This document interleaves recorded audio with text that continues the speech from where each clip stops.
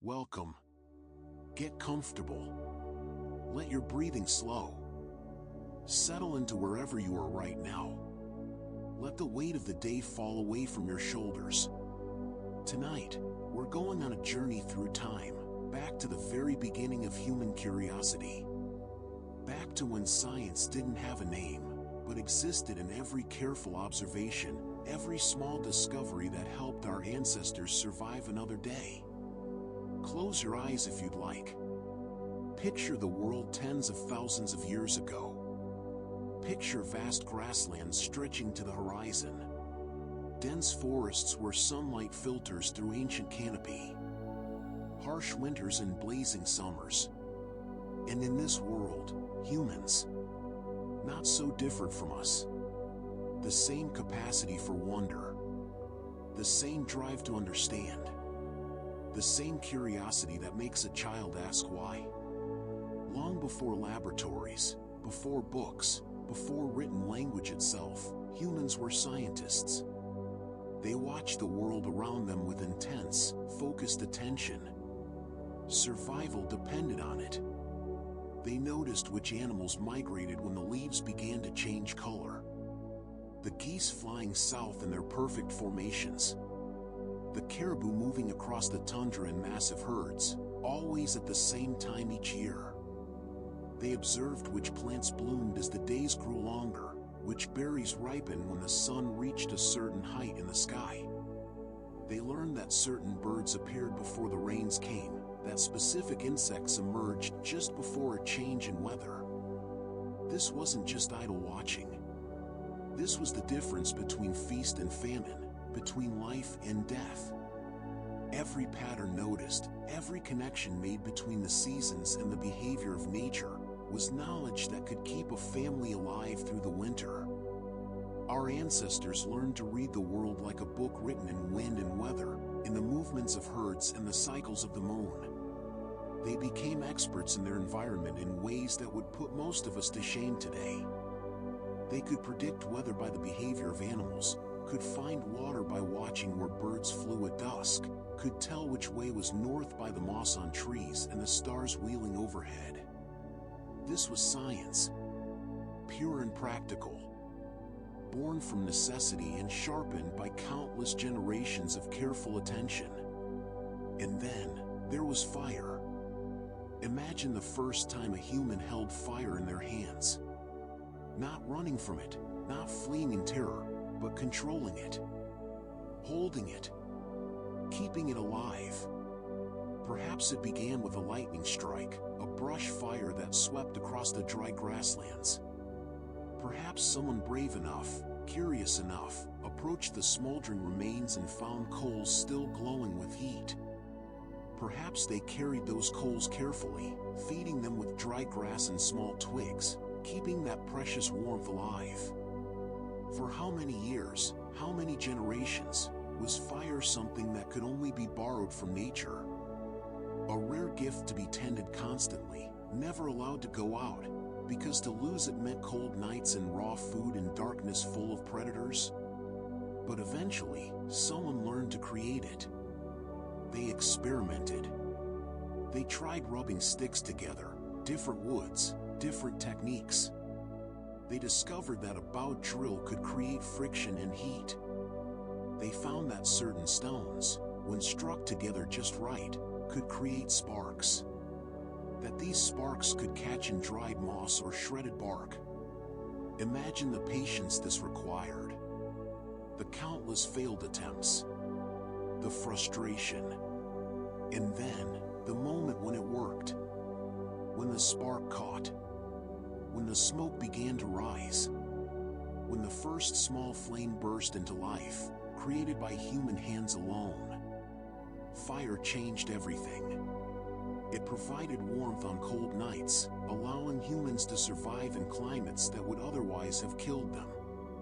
It kept predators away in the darkness. Most animals fear fire instinctively, and a ring of flames created a safe space for sleep, for rest, for the vulnerable young. It transformed food, making it safer, easier to digest, killing parasites and bacteria, breaking down tough fibers, releasing nutrients that were previously locked away. Cooked food gave humans more energy, which fed larger brains, which led to more innovation. Fire created a positive feedback loop of human development. And in the glow of those ancient fires, something else happened. Humans began to experiment with materials. They noticed that some rocks changed when heated. That clay, when exposed to flame, became hard and waterproof. That certain woods became harder, more useful as tools. They heated stones to make them easier to chip into blades. They used fire to hollow out logs for boats, to clear land for planting, to extract resins and pitches for gluing and waterproofing. Fire was humanity's first chemistry lab, and it operated for tens of thousands of years before anyone knew what chemistry was. The tools they made grew more sophisticated over those thousands of years. It's easy to take for granted a simple stone knife. You might see one in a museum and barely glance at it. But creating one requires deep understanding. Early humans learned through endless trial and error. They discovered that some stones flaked in useful ways when struck at certain angles with certain force, while others simply shattered uselessly. They found that flint, a smooth sedimentary rock, could produce incredibly sharp edges. That obsidian, volcanic glass, could be worked into blades sharper than modern surgical scalpels. That different types of stone were better for different purposes, some for cutting, some for scraping, some for grinding. Generation after generation refined these techniques. A master toolmaker would teach apprentices. Children would watch their parents work stone for hours. Each small improvement was passed down. Each innovation built on the last. The hand axes of 1 million years ago were crude, heavy things. But by 50,000 years ago, humans were creating composite tools, blades fitted into wooden handles with plant fiber bindings and tree resin adhesives. They were creating specialized tools for specific purposes. Scrapers for hides.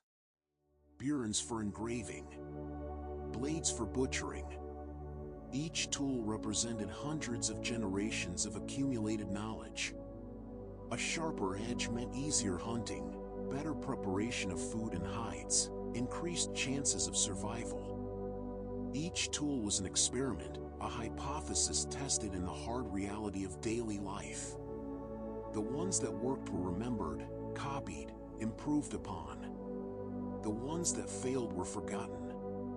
As human societies grew, as they became more complex, they needed to keep track of things. How many days until the herds returned to their seasonal grounds? How many full moons had passed since the last gathering of the tribes? How much food was stored for winter? And so began humanity's relationship with numbers, with abstract thinking, with mathematics. The earliest counting systems we know of are simple and beautiful in their simplicity. Notched bones, carved sticks with regular marks, pebbles arranged in patterns. The Ashango bone, found in Central Africa near the Nile River, is over 20,000 years old and carries deliberate mathematical markings. Someone, so long ago that we can barely comprehend the gulf of time, sat down with a sharp tool and made those careful notches. Each mark deliberate, each spacing considered. Were they counting days? Tracking lunar cycles? Recording trading goods or debts? Recording the movements of animals or the passage of seasons? We can't know for certain.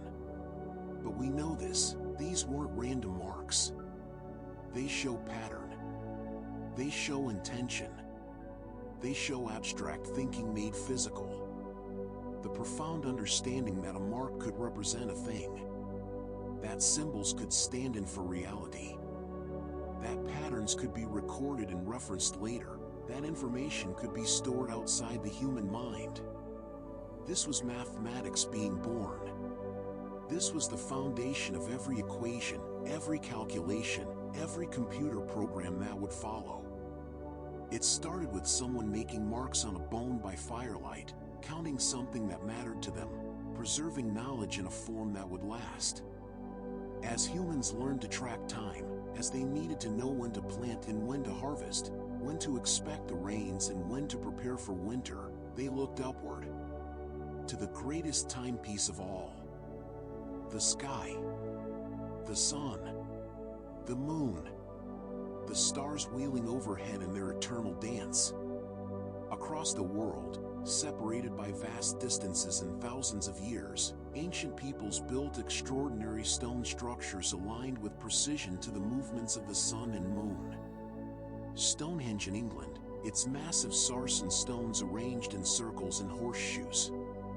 Newgrange in Ireland, its long passage tomb aligned so perfectly that on the winter solstice, and only on that day, sunlight penetrates deep into its heart. The stone circles of Nabta Playa in Egypt, older than the pyramids, aligned to celestial events. Calendar circles in the Americas. Stone observatories in Asia. These massive constructions required incredible effort. Moving stones that weighed many tons without wheels, without metal tools, without modern machinery. It required organization, coordinating the labor of hundreds or thousands of people. And it required knowledge. Precise, accurate, mathematical knowledge. The people who built them understood that the sun rose at different points on the horizon throughout the year. That it reached its northernmost point on the summer solstice, stood still for a few days, and then began its journey back south. They knew the exact day of the winter solstice, when the sun reached its southernmost point and stood still again before beginning its return journey. They tracked the complex cycles of the moon, its phases repeating every 29.5 days, its rising point on the horizon shifting throughout the month. These weren't primitive people making lucky guesses. These were careful observers. Mathematicians. Astronomers. Engineers. They were conducting long-term experiments across generations. Someone had to watch the sunrise every single day for years to map its full cycle. Someone had to record, to remember, to teach the next generation. Gathering data. Refining knowledge. Testing hypotheses about the cosmos. Building structures that would prove their understanding was correct when, year after year, century after century, the sun appeared exactly where they said it would. All of this knowledge, astronomical, medicinal, practical, spiritual, how was it preserved before writing? How did it survive across generations? Through the spoken word. Through oral traditions. Through the most ancient technology of all, human memory and the human voice. Oral traditions carried entire encyclopedias of information from one generation to the next. Elders would teach the young through stories, songs, chants, and repeated lessons. Which plants healed which ailments. Where to find water even in drought. How to predict weather patterns by watching clouds and winds. When to plant and when to harvest. How to navigate by stars. Which animals were dangerous and which were safe. The stories of the ancestors and the lessons they learned. Family histories going back dozens of generations. Maps encoded in song cycles, so that by singing a specific song, you could navigate across hundreds of miles of landscape. These oral traditions were remarkably accurate. They had to be. A mistake in identifying a plant could mean poisoning instead of healing. Forgetting when to plant could mean starvation. Losing the way home could mean death. So the knowledge was preserved through careful teaching and memorization over hundreds, even thousands of years. In many indigenous cultures around the world, this knowledge is still passed down today. Stories that encode information about tsunamis that occurred 7,000 years ago. Songs that describe coastlines that were drowned when the Ice Age ended 10,000 years ago. The human voice was the first library. The human memory was the first database. And for most of human history, it was the only way knowledge survived. Look at the cave paintings created by our ancestors. Places like Lascaux in France, its walls covered with horses and bulls and deer. Altamira in Spain, its ceiling decorated with massive bison. Chauvet Cave, where lions and rhinos stalk across stone. At first glance, they might seem like simple art, beautiful, yes, but perhaps primitive. But look closer. Study them. The animals painted on those cave walls show remarkable anatomical accuracy. The artists knew how these animals moved, where their muscles attached, how their weight distributed when they ran, the curve of a horse's neck, the hump of a bison's shoulders, the power in a lion's legs. These weren't imagined creatures. These weren't symbols or abstractions. These were detailed field observations transformed into art. The painters understood animal behavior deeply. They had watched these creatures for hours, days, years. They knew how a horse's gait changed from walk to trot to gallop, how a deer's ears swiveled to catch sound, how a bison's head lowered when it charged. Some paintings show animals in motion, legs positioned in ways that capture movement, using techniques that wouldn't be formally developed in art until tens of thousands of years later. Until photography revealed exactly how animals moved too fast for the eye to see clearly. And yet these ancient artists knew. They observed. They understood. These were people who watched the world carefully, who understood the bodies and behaviors of the creatures they lived alongside, hunted, feared, and respected. That detailed observation extended to plants as well, to the green world that surrounded them. Long before modern medicine, before pharmaceutical companies, before hospitals and doctors, humans experimented with the natural pharmacy around them. Through careful trial and error, and undoubtedly some dangerous mistakes, some tragic deaths, they learned which plants could reduce fever, which could ease pain, which could fight infection, which could help with childbirth, which could heal wounds. Willow bark for pain and fever, which we now know contains salicin, a compound chemically related to aspirin.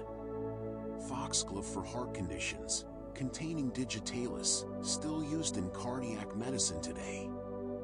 Artemisia for malaria, leading to artemisinin, which won a Nobel Prize when it was rediscovered and refined in our own time. Opium poppies for severe pain. Cinchona bark for fever and malaria, giving us quinine. Hundreds, thousands of plants.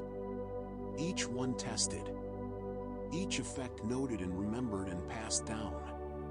These weren't folk tales or superstitions. Well, some of them were. But many were real medicinal compounds, real treatments that worked, discovered through observation and experimentation by people who left no written records, but whose discoveries saved countless lives. Modern pharmaceutical companies still search traditional remedies for new medicines. Still test plants that indigenous healers have used for generations. Because that knowledge, accumulated over millennia, is real. It's science practiced in a different way, but science nonetheless. Some early medical practices seem shocking to us now, even horrifying. Trepanation, the practice of drilling or scraping a hole in the human skull, is one of the oldest surgical procedures we know of. Skulls showing trepanation have been found from sites around the world. Europe, Asia, Africa, the Americas. Some dating back over 7,000 years. Holes carefully made in living bone. Some round and smooth. Some square. Some showing multiple procedures on the same individual. And here's what's remarkable. What tells us something profound about our ancestors. Many of these skulls show signs of healing. Bone growth around the edges of the hole. Smoothing and remodeling that takes weeks or months, meaning the person survived the procedure, lived with a hole in their skull. In some cases, lived for years afterward. Why would anyone attempt such a dangerous operation? We can only guess. Perhaps to relieve pressure from head injuries, from skull fractures. Perhaps for severe headaches that wouldn't respond to anything else. Perhaps for seizures or mental illness. Perhaps for ritualistic or spiritual reasons. We don't know.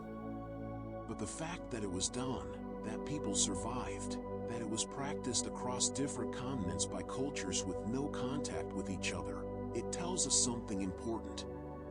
It tells us that even in the deep past, humans were willing to experiment, to take risks, to try to heal and help one another, even when the odds seemed impossible. That someone, somewhere, first attempted this procedure with no guarantee it would work. That they developed techniques through trial and error. That they learned how to do it safely, or at least, safely enough that some patients survived. That this knowledge was valued enough to be taught and passed down.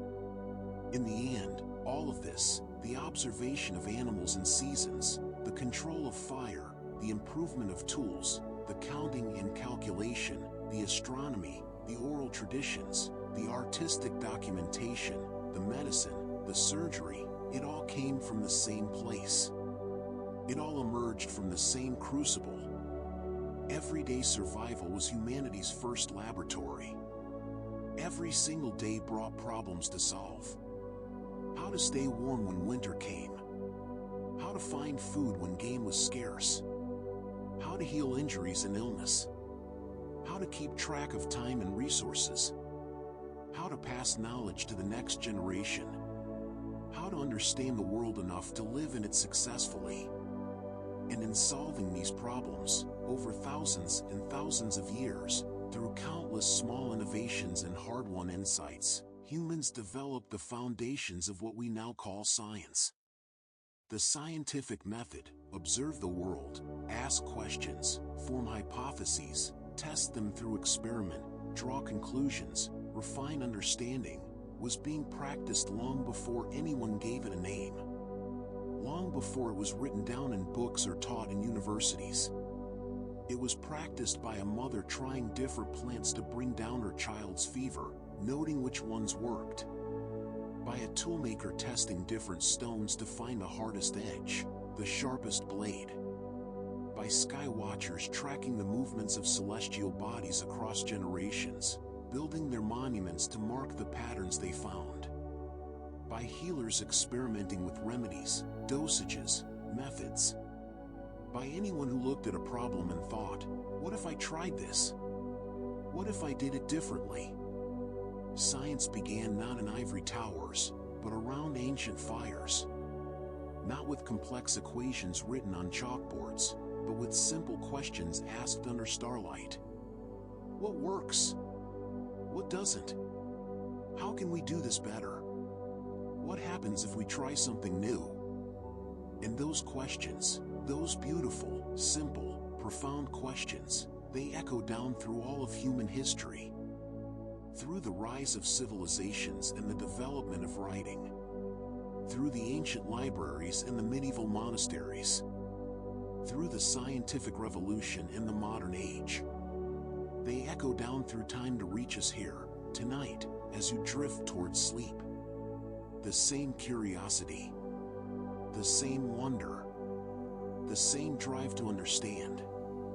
Settle back. Let your mind relax. We're moving forward in time now, but not too far. We're traveling to a place where rivers flow through desert lands. Where the sun beats down on mud brick cities. Where something extraordinary is about to happen.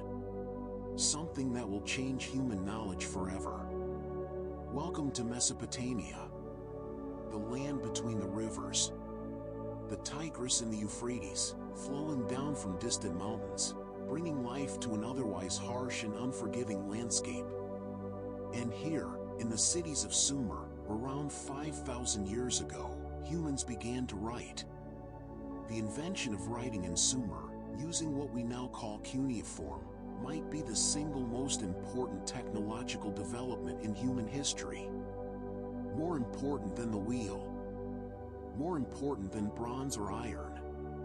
Because writing changed everything about how knowledge could be stored, shared, and accumulated. Before writing, everything had to be remembered. Every piece of information lived only in human memory, passed down through speech, through teaching, through oral tradition.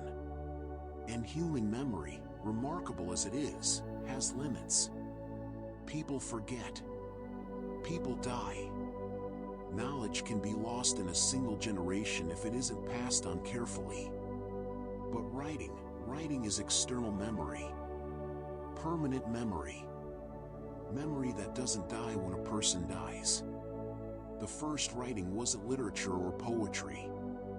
It wasn't stories or songs. It was accounting. Record keeping.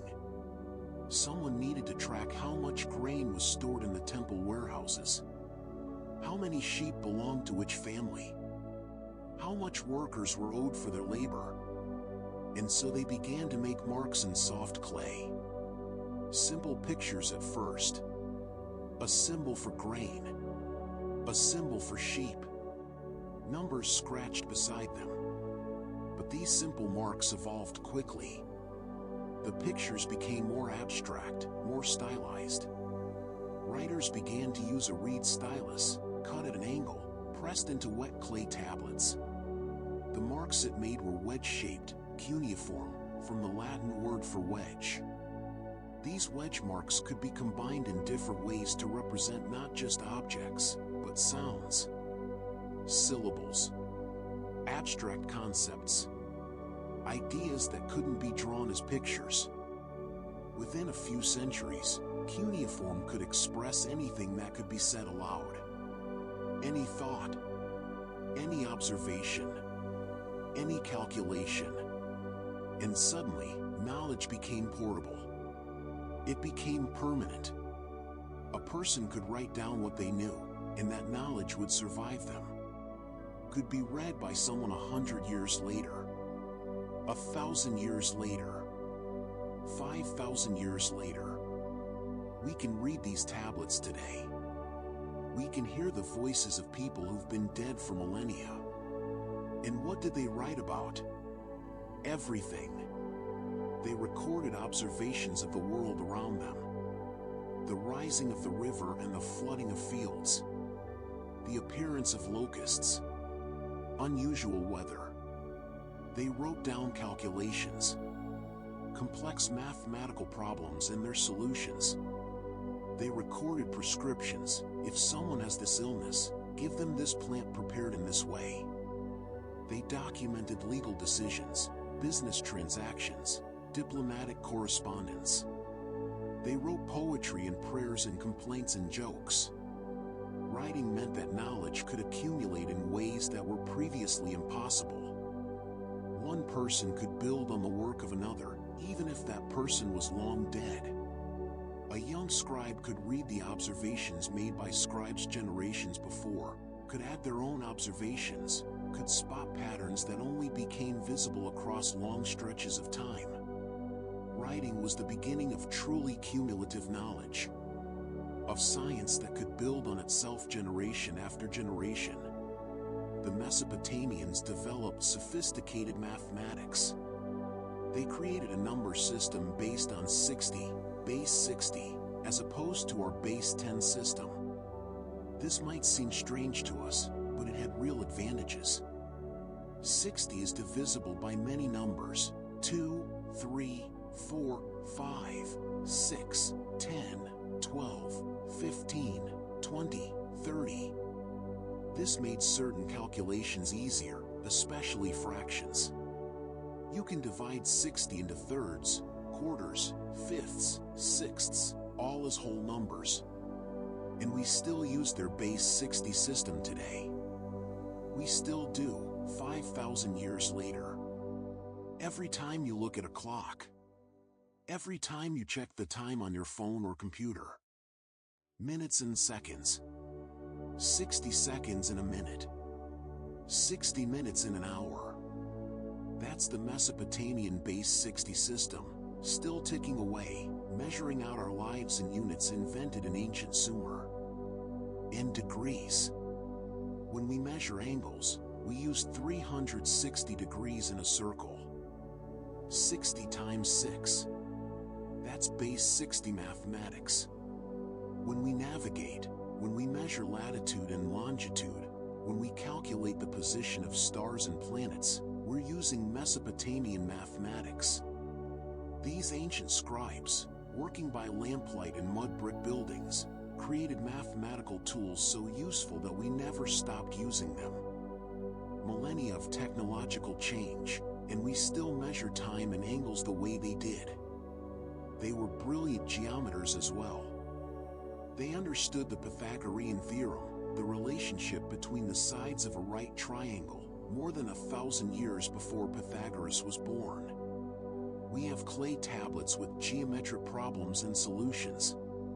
Calculations of areas and volumes. Mathematical tables for multiplication, division, squares, and square roots. These weren't simple calculations. These were sophisticated mathematical operations, performed with remarkable accuracy. And they used this mathematics practically. They created maps. Detailed maps of cities, showing streets and buildings and irrigation canals. Property maps showing who owned which fields. Regional maps showing the relationships between cities. These maps required surveying, measurement, calculation. They required understanding of scale, how to represent a large area on a small clay tablet. Their city planning was remarkably advanced. Cities like Uruk, Lagash, these weren't random collections of buildings. They were planned, organized. Streets laid out in grids.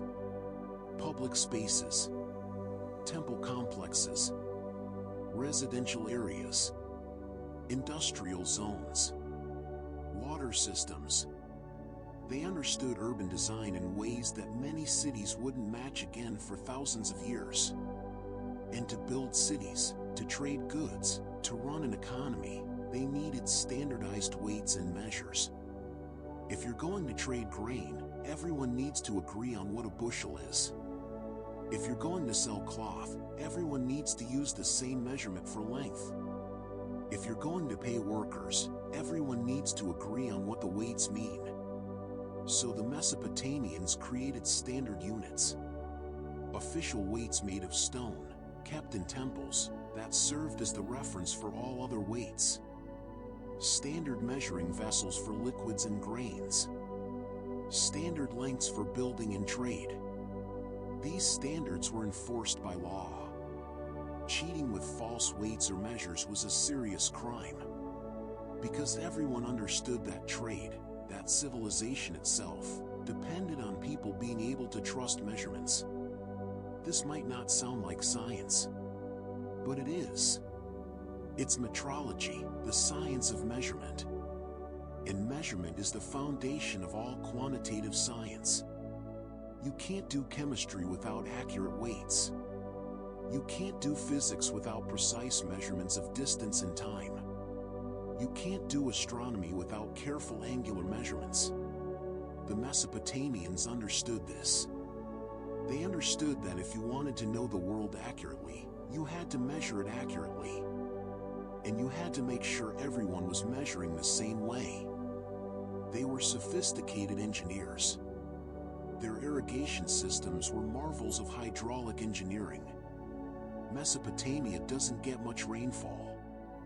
Without irrigation, large-scale agriculture would be impossible. So they built canals. Miles and miles of canals, carrying water from the rivers to the fields. They built dams and reservoirs to store water. They created systems of locks and gates to control the flow.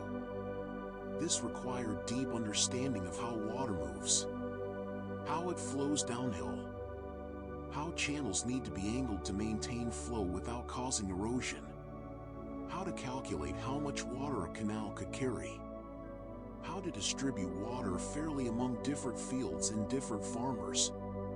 Hydrology, the science of water movement, was being developed out of practical necessity. And the people developing it were skilled observers and experimenters. They tried different designs. They noted what worked and what failed. They refined their techniques over generations. The irrigation systems sustained cities of tens of thousands of people. They turned desert into farmland. They created the agricultural surplus that allowed civilization to flourish, that freed some people to become full-time craftspeople, artists, scribes, priests, administrators. That allowed specialization and the development of all the other sciences and technologies.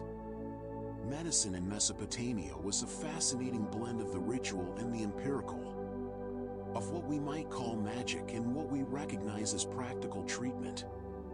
Illness was often attributed to divine displeasure or demonic possession.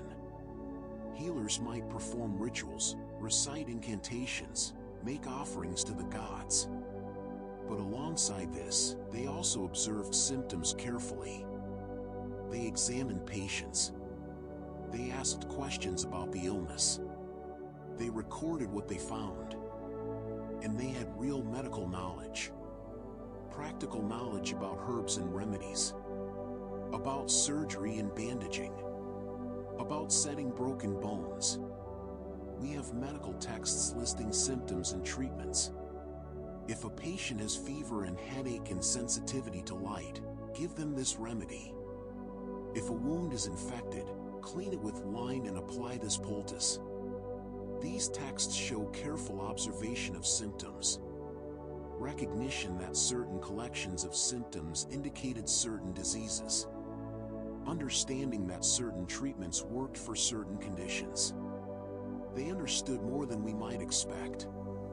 They knew that cleanliness helped prevent infection.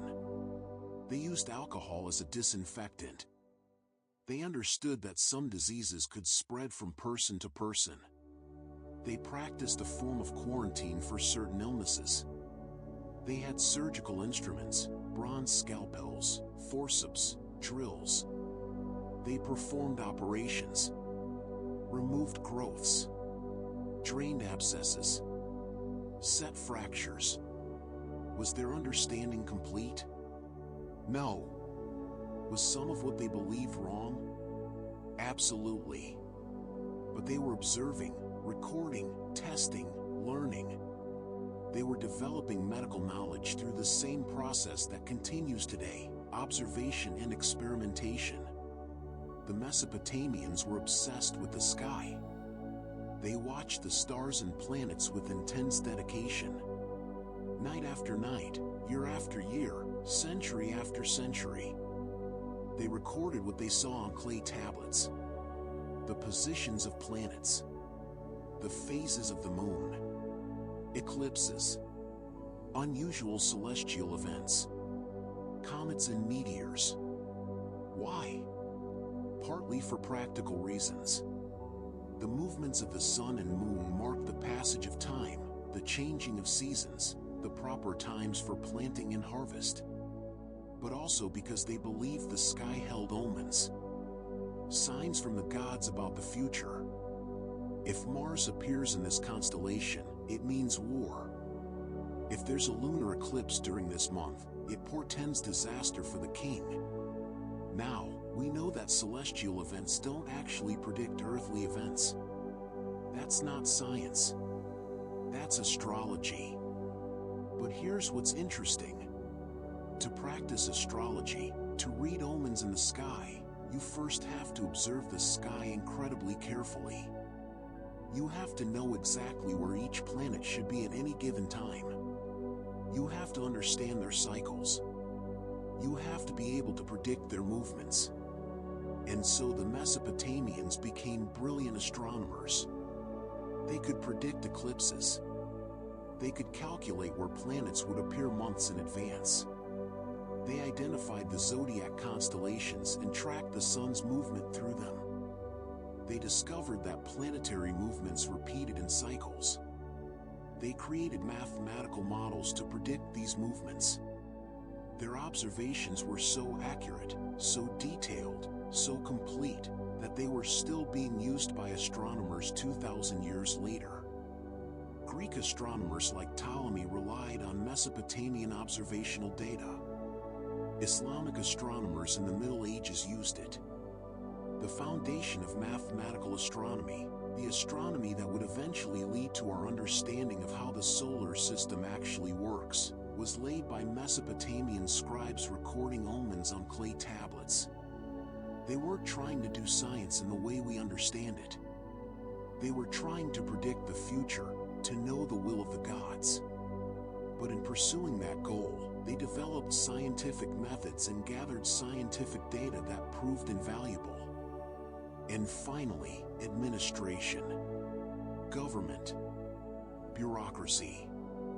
This might seem like the least scientific thing imaginable. But running a complex society, a city of thousands of people, or a kingdom of many cities, requires systematic thinking. It requires data collection, record keeping, analysis. How much food does the city need to survive the year? How many workers are required for a building project? How much taxes should be collected? How should resources be distributed? These are complex questions. Answering them requires gathering information, making calculations, testing different approaches and seeing what works. The Mesopotamian administrative systems were sophisticated. They conducted censuses to know how many people lived in their territories. They kept detailed records of agricultural production. They tracked trade goods moving in and out of cities. They maintained archives, entire libraries of clay tablets containing the records of decades or centuries of administration. This created something new in human history: institutional memory. Data that could be consulted to inform decisions. If you wanted to know how much grain the city produced in a typical year, you could look it up. If you wanted to know how much a major building project cost, you could check the records from the last time it was done. This is the beginning of what we might call administrative science or management science. The systematic application of data and analysis to make better decisions. And while it might seem mundane compared to astronomy or medicine, it's actually fundamental. Because complex societies need good administration to function. And good administration requires the same skills as science: observation, measurement, record keeping, analysis, learning from experience. The Mesopotamian scribes, sitting in their administrative offices, calculating grain allotments and trade balances, they were developing patterns of thought that would prove essential to all later science. The habits of careful record keeping, of quantification, of using data to answer questions, of building models to understand complex systems. Science didn't emerge fully formed. It grew gradually, over thousands of years, from many different roots. From practical needs like irrigation and medicine. From religious practices like studying the sky for omens. From economic necessities like standardized weights and administrative records. From the fundamental invention of writing that made it all possible to document and preserve. The people of Mesopotamia didn't call themselves scientists. That word wouldn't exist for thousands of years. But they observed. They recorded. They measured. They calculated. They experimented. They built up knowledge, generation after generation. They created tools and methods and habits of thought that we still use today. Every time you check what time it is, remember the Mesopotamian base 60 system. Every time you see a map, remember the Mesopotamian surveyors. Every time a doctor examines your symptoms and writes a prescription, remember the Mesopotamian healers with their diagnostic texts. Every time you read anything, remember that writing itself was invented to record and preserve knowledge. The rivers still flow in Iraq, in the land that was once Mesopotamia. The ancient cities are mostly ruins now, buried under millennia of sand and time. But the tablets remain. Hundreds of thousands of clay tablets, excavated from the ruins, sitting now in museums around the world. Waiting to be read. Still sharing the knowledge of people who lived and died 5,000 years ago. They speak to us across that vast gulf of time. They tell us about their world, their observations, their understanding, their questions. And in doing so, they remind us that we're part of a long, long story. A story of humans trying to understand the world around them. A story that continues every day, in every laboratory and observatory and field station on Earth. Breathe slowly. Relax. Let yourself sink deeper into comfort. Tonight we're looking upward. To the vast dome of stars above us. To the moon in its phases. To the sun tracing its path across the sky. To mysteries that captivated ancient minds and drove them to watch, to record, to understand. The night sky was humanity's first great puzzle. And solving it, learning to predict what would happen in the heavens, that became humanity's first true predictive science. Let's begin in Mesopotamia again. Those ancient observers we met before, recording omens on clay tablets. They weren't just watching the sky casually. They were studying it with remarkable dedication and precision. And over centuries of careful observation, they discovered something extraordinary. Eclipses, those terrifying moments when the sun goes dark in the middle of the day, or when the moon turns blood red at night, eclipses followed patterns. They weren't random divine interventions. They repeated in cycles. The Mesopotamians discovered what we now call the Saros cycle. A period of approximately 18 years and 11 days. After one Saros cycle, eclipses repeat in almost exactly the same pattern. If there's a solar eclipse today, there will be another solar eclipse one Saros later, visible from almost the same place on Earth, occurring at almost the same time of year. Think about what this discovery required. Decades of observations. Multiple generations of sky watchers, each building on the records of those who came before. Patience. Dedication. Mathematical analysis of the patterns hidden in years of data. And once they found the pattern, they could predict. They could say with confidence, on this date, there will be an eclipse. This was revolutionary. Truly revolutionary. For the first time in human history, people could predict a dramatic natural event with precision. Not just vague forecasts about seasons or weather, but specific predictions about specific dates. And they were right.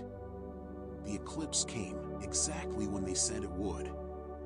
This changed something fundamental about how humans saw the world. The heavens weren't completely chaotic or purely governed by unpredictable divine whim. There were rules, patterns, laws. And if you watched carefully enough, if you recorded faithfully enough, if you thought deeply enough, you could discover those laws. You could understand them. You could use them to predict the future. That realization, that the universe operates according to discoverable rules, that's the foundation of all science. Meanwhile, far to the west, along the Nile River, another great civilization was looking to the sky. The Egyptians. And they too were making astronomical instruments and observations of breathtaking precision. The merkit was a simple tool. Beautifully simple. A bar with a plumb line, a string with a weight at the end. and a sighting tool, essentially a notched stick.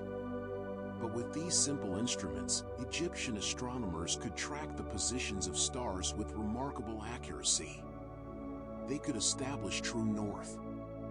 They could measure time by watching stars cross the meridian, that invisible line running from north to south through the point directly overhead. And they used this knowledge to build the pyramids of Egypt, those massive monuments that still stand after 4,500 years. They're aligned to the cardinal directions with astonishing precision. The Great Pyramid of Khufu is aligned to true north to within a tiny fraction of a degree. Less than 1/20th of a degree of error. How? How did they achieve such precision with ancient tools? They watched the stars. They used the Merkit to track the apparent rotation of the sky. They marked the positions where certain stars rose and set. They found the point that remained stationary while all other stars wheeled around it, what we call the North Celestial Pole. And they used that knowledge to orient their greatest architectural achievements. When you stand before the pyramids today, when you see how perfectly they're aligned, you're seeing proof of ancient Egyptian astronomical knowledge.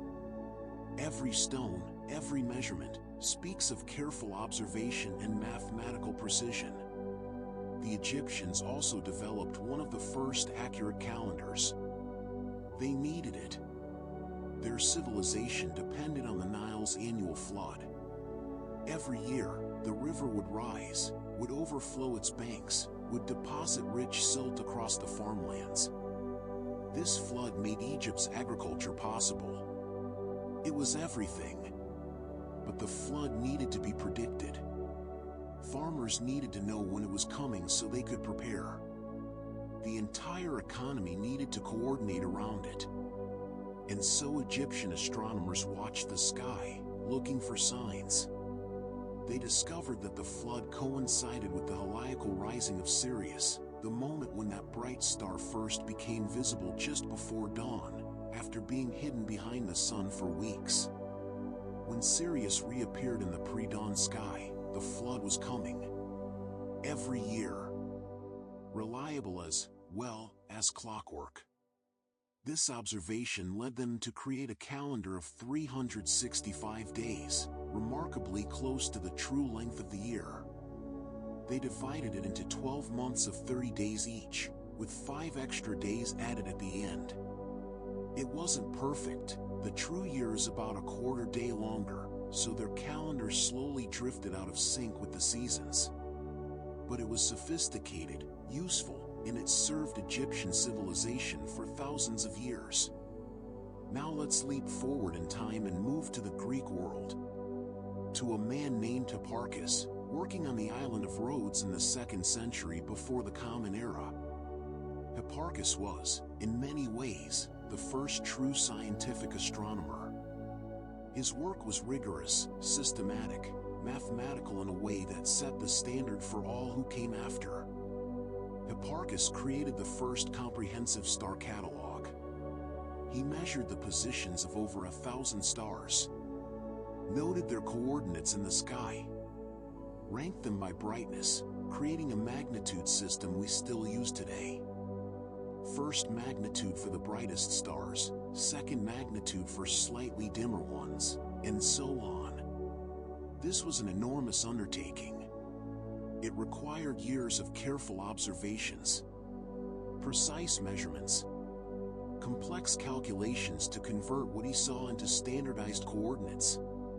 And he did it all without telescopes, without computers, without any of the tools we take for granted today. Just his eyes, carefully designed instruments, and brilliant mathematical mind.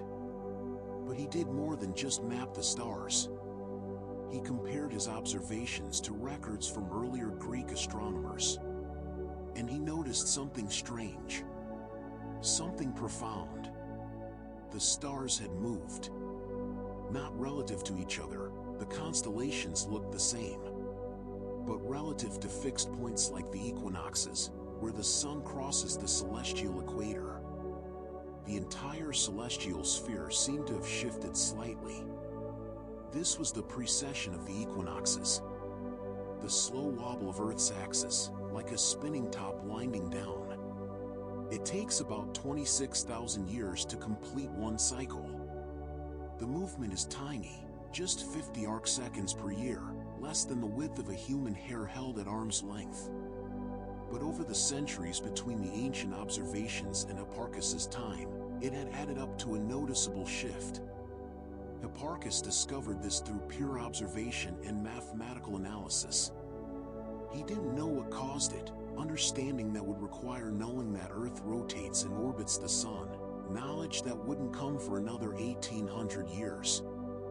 But he detected it, measured it, documented it. That's science. The Greeks didn't just observe the heavens. They tried to explain them, to create models that could account for what they saw. Why do the planets move the way they do? Why do they sometimes slow down, stop, move backwards, then resume their forward motion? Why does their brightness change? Greek astronomers developed increasingly sophisticated geometric models. Circles within circles. Epicycles in deference. The planet moves on a small circle, the epicycle, whose center moves on a larger circle, the deferent, whose center is near Earth. By adjusting the sizes and speeds of these circles, you could approximate the observed motions remarkably well. Were these models correct? No. We know now that planets orbit the Sun in ellipses, not Earth in circles.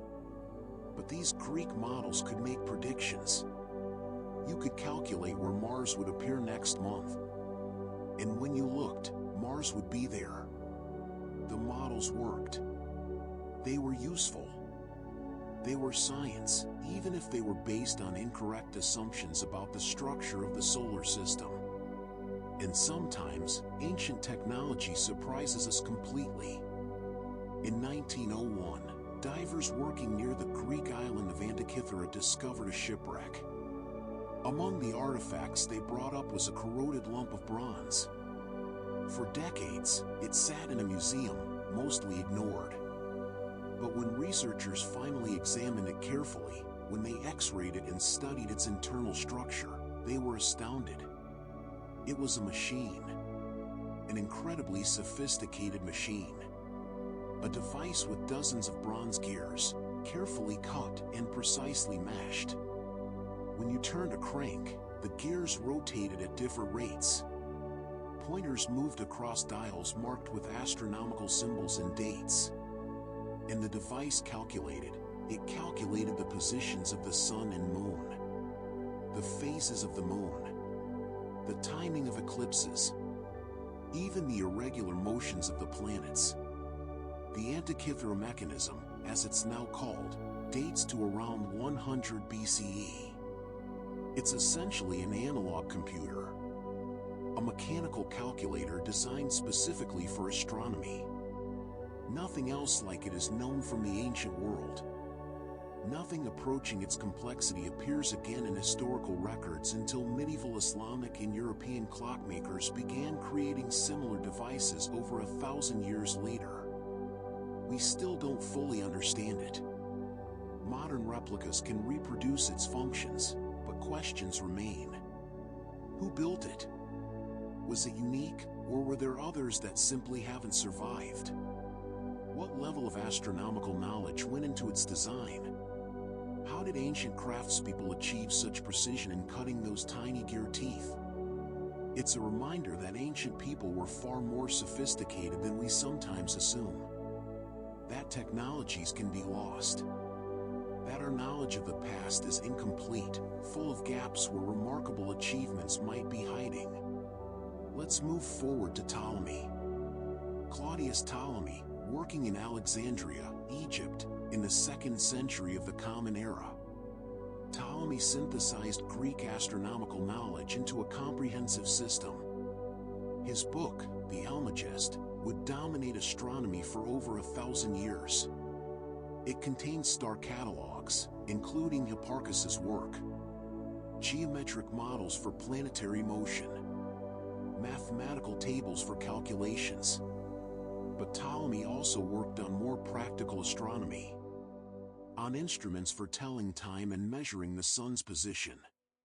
He improved the design of sundials, creating versions that could account for the sun's changing path across the sky at different times of year. He developed tools for measuring the altitude of celestial objects. He documented methods for making accurate observations.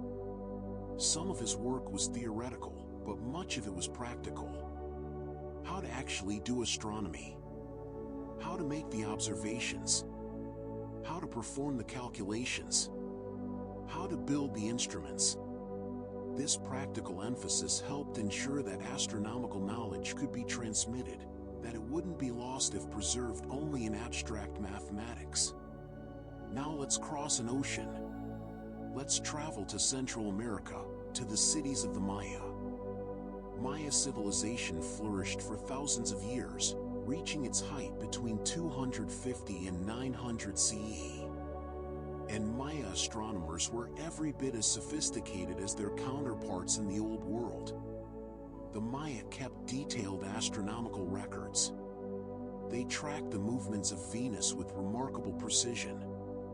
They knew that Venus goes through a cycle of appearances as morning star and evening star, disappearing for periods in between.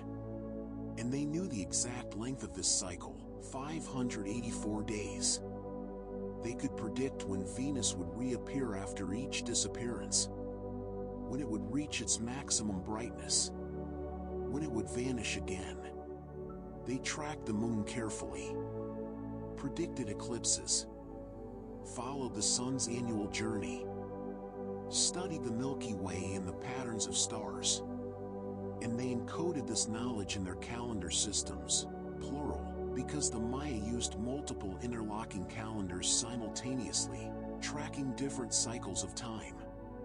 Their calendar mathematics was sophisticated, using a base 20 number system and incorporating a symbol for zero, an invention that appeared in Maya mathematics independently of its development in India. They could perform calculations involving dates thousands or even millions of years in the past or future. Why such dedication to astronomy? Partly for practical reasons, agriculture, timing of ceremonies, navigation, but also because astronomy was deeply integrated into Maya religion and cosmology. The movements of celestial bodies weren't just natural phenomena. They were manifestations of the divine, the gods themselves, moving through the heavens. But regardless of their motivations, their observations were accurate, real, scientific. When we compare Maya predictions to modern calculations, they're remarkably close. These were skilled observers working with sophisticated mathematics. The Maya and other Mesoamerican cultures built stone observatories, structures specifically designed for astronomical observation, buildings with sight lines aligned to significant celestial events, windows positioned so that sunlight would enter only on the solstices or equinoxes, towers from which the horizon could be scanned for the first appearance of Venus or certain stars. These weren't casual observation posts. They were purpose-built scientific instruments. Large-scale instruments, architecture as apparatus. You stood in the right place, looked through the right opening, waited for the right moment, and you could mark the exact instant of the solstice. Could measure the sun's position with precision. Could track the slow changes in celestial cycles year after year. Similar observatories were built in many cultures. In India, in China, in the Islamic world, in medieval Europe. Anywhere that astronomy was practiced seriously, people built structures to aid observation, to provide fixed reference points, to enable precise measurements. Because astronomy required precision. Unlike medicine or metallurgy or agriculture, where approximate knowledge often sufficed, astronomy demanded exactitude. The difference between predicting an eclipse correctly and being off by a day could be the difference between being seen as wise and being seen as a fraud.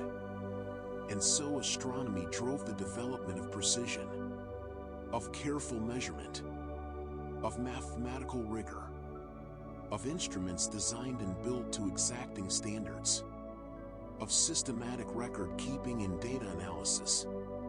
Astronomy became humanity's first predictive science, not just describing what had happened, but predicting what would happen, saying, on this date, at this time, you will see this event in the sky, and then being proven right when that event occurred exactly as predicted. This predictive power gave astronomy a special status. It demonstrated, more clearly than any other field, that the universe operated according to rules, that these rules could be discovered. That knowledge could give you genuine foresight, the ability to know the future in specific ways. This predictive success inspired other fields. If the heavens followed rules, maybe everything else did too. Maybe you could discover laws of motion, laws of chemistry, laws of biology. Maybe the entire universe was, in some sense, predictable, knowable. That confidence, that faith that the universe makes sense and can be understood, that's the foundation of the scientific worldview. And it came first from astronomy.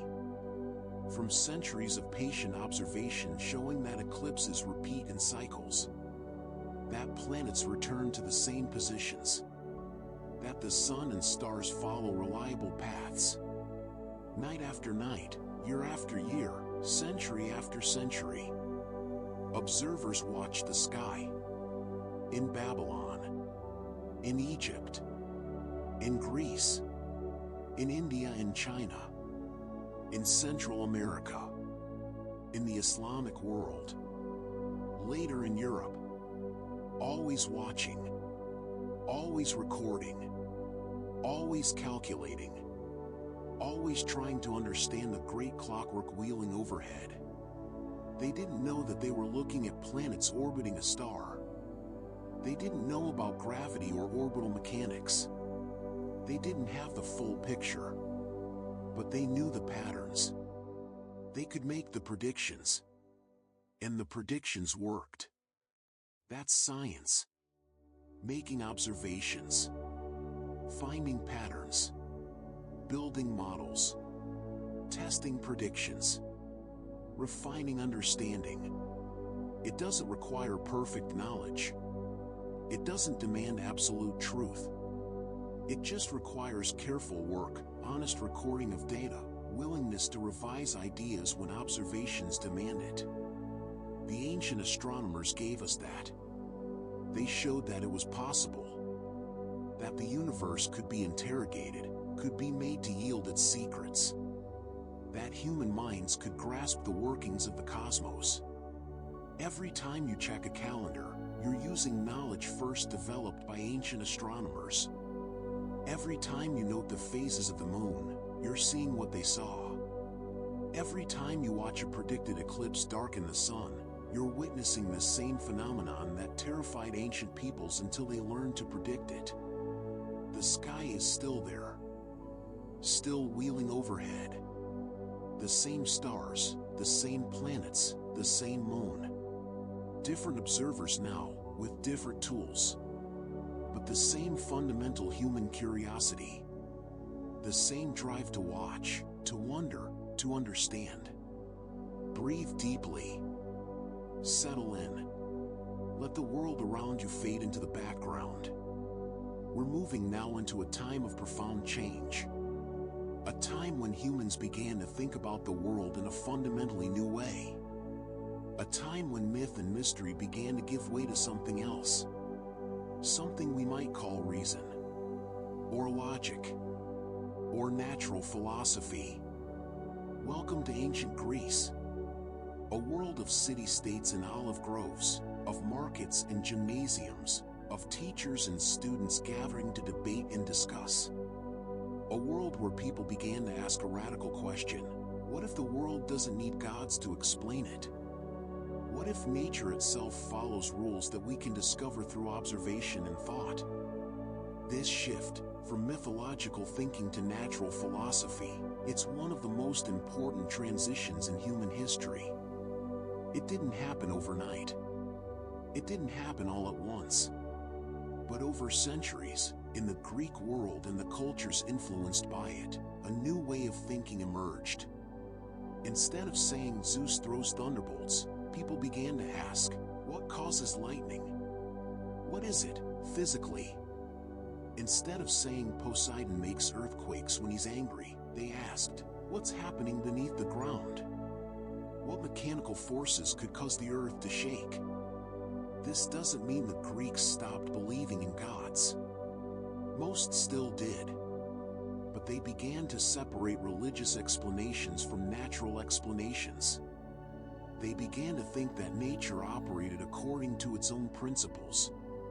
Principles that could be studied, understood, described in purely natural terms. One of the towering figures of this transition was Aristotle, a student of Plato, teacher of Alexander the Great, one of the most influential thinkers in human history. And whatever else Aristotle was, philosopher, logician, political theorist, he was also a naturalist, an observer of the natural world. Aristotle believed in systematic observation, in looking carefully at things as they actually are, not just theorizing about how they ought to be. He dissected animals, studied their anatomy, noted similarities and differences between species. He watched animal behavior, how they moved, how they mated, how they raised young. He examined hundreds of species, fish, birds, mammals, insects. He collected observations from fishermen, from hunters, from farmers. Anyone who worked closely with nature and knew things he didn't. He wasn't too proud to learn from people without formal education. If a sponge diver could tell him about creatures living in the deep sea, he listened. If a beekeeper understood the life cycle of bees, he took notes. And then he organized.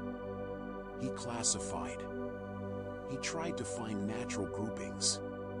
Animals with blood and animals without blood, roughly equivalent to our vertebrates and invertebrates. Animals that give live birth versus those that lay eggs. Animals that live on land versus in water versus in air. These classifications weren't always correct by modern standards, but they represented something new. An attempt to organize the diversity of nature according to observed characteristics, to find patterns, to understand relationships. Aristotle wrote about everything: physics, metaphysics, logic, ethics, politics, poetry, rhetoric, and biology, meteorology, geology. His works became foundational texts, studied and debated for 2,000 years. Some of his ideas were wrong, some very wrong, but his method, systematic observation, careful description, logical analysis, organized presentation, that method was sound. That method was science. Around the same time, another Greek thinker was working on something completely different but equally important. Euclid, a mathematician in Alexandria, Egypt.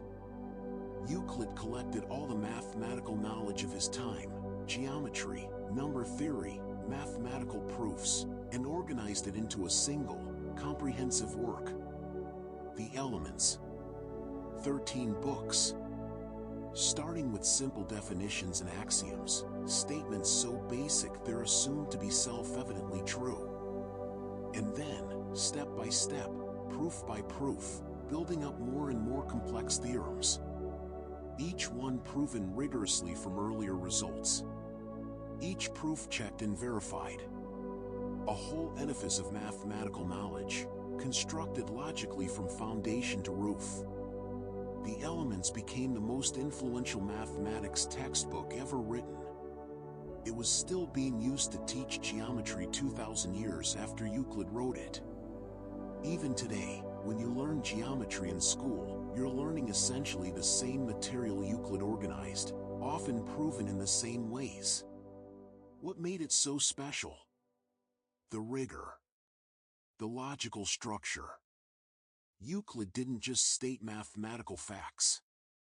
He proved them. He showed why they had to be true. If you accept the axioms, and they seem reasonable, almost undeniable, then everything else follows with logical necessity. You can't escape the conclusions. The mathematics compels you. This idea, that knowledge could be built up logically from basic principles, that you could prove things with absolute certainty, this was revolutionary. It became a model for all later science. The dream that physics, or chemistry, or biology could be organized like Euclid's geometry. Starting from basic principles and deriving everything else through pure logic. That dream was never fully realized. Nature is messier than mathematics. But the aspiration shaped science for centuries. In Euclid's method, define your terms, state your assumptions, prove your claims, that's still how mathematics works today. Now let's talk about Archimedes. Perhaps the greatest mathematician and engineer of the ancient world. Archimedes lived in Syracuse, on the island of Sicily. And he was obsessed with understanding how things work. Not just in theory, but in practice. How to lift heavy weights. How to measure volumes. How to design effective weapons. How to understand the physical world through mathematics. Archimedes discovered the law of the lever. The principle that a small force applied at a long distance from a fulcrum can lift a large weight at a short distance from that same fulcrum. He expressed it mathematically. Force times distance on one side equals force times distance on the other side. With a long enough lever, a person could lift almost anything. He supposedly said, "Give me a place to stand, and I shall move the earth." It was bold, dramatic, but also mathematically true. If you had a lever long enough, and a fulcrum to rest it on, and a place to stand, you really could, in principle, move the planet. The mathematics works out.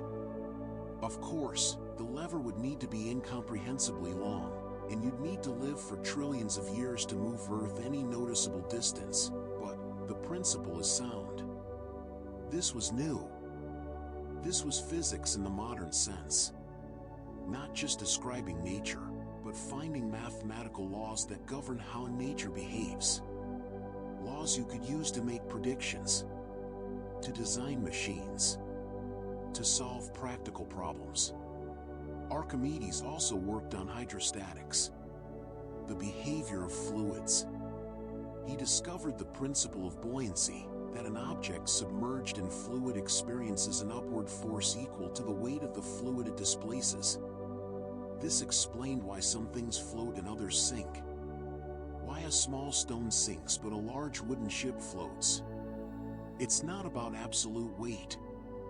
It's about density. About the relationship between an object's weight and the weight of the water it pushes aside. The famous story says he discovered this while taking a bath.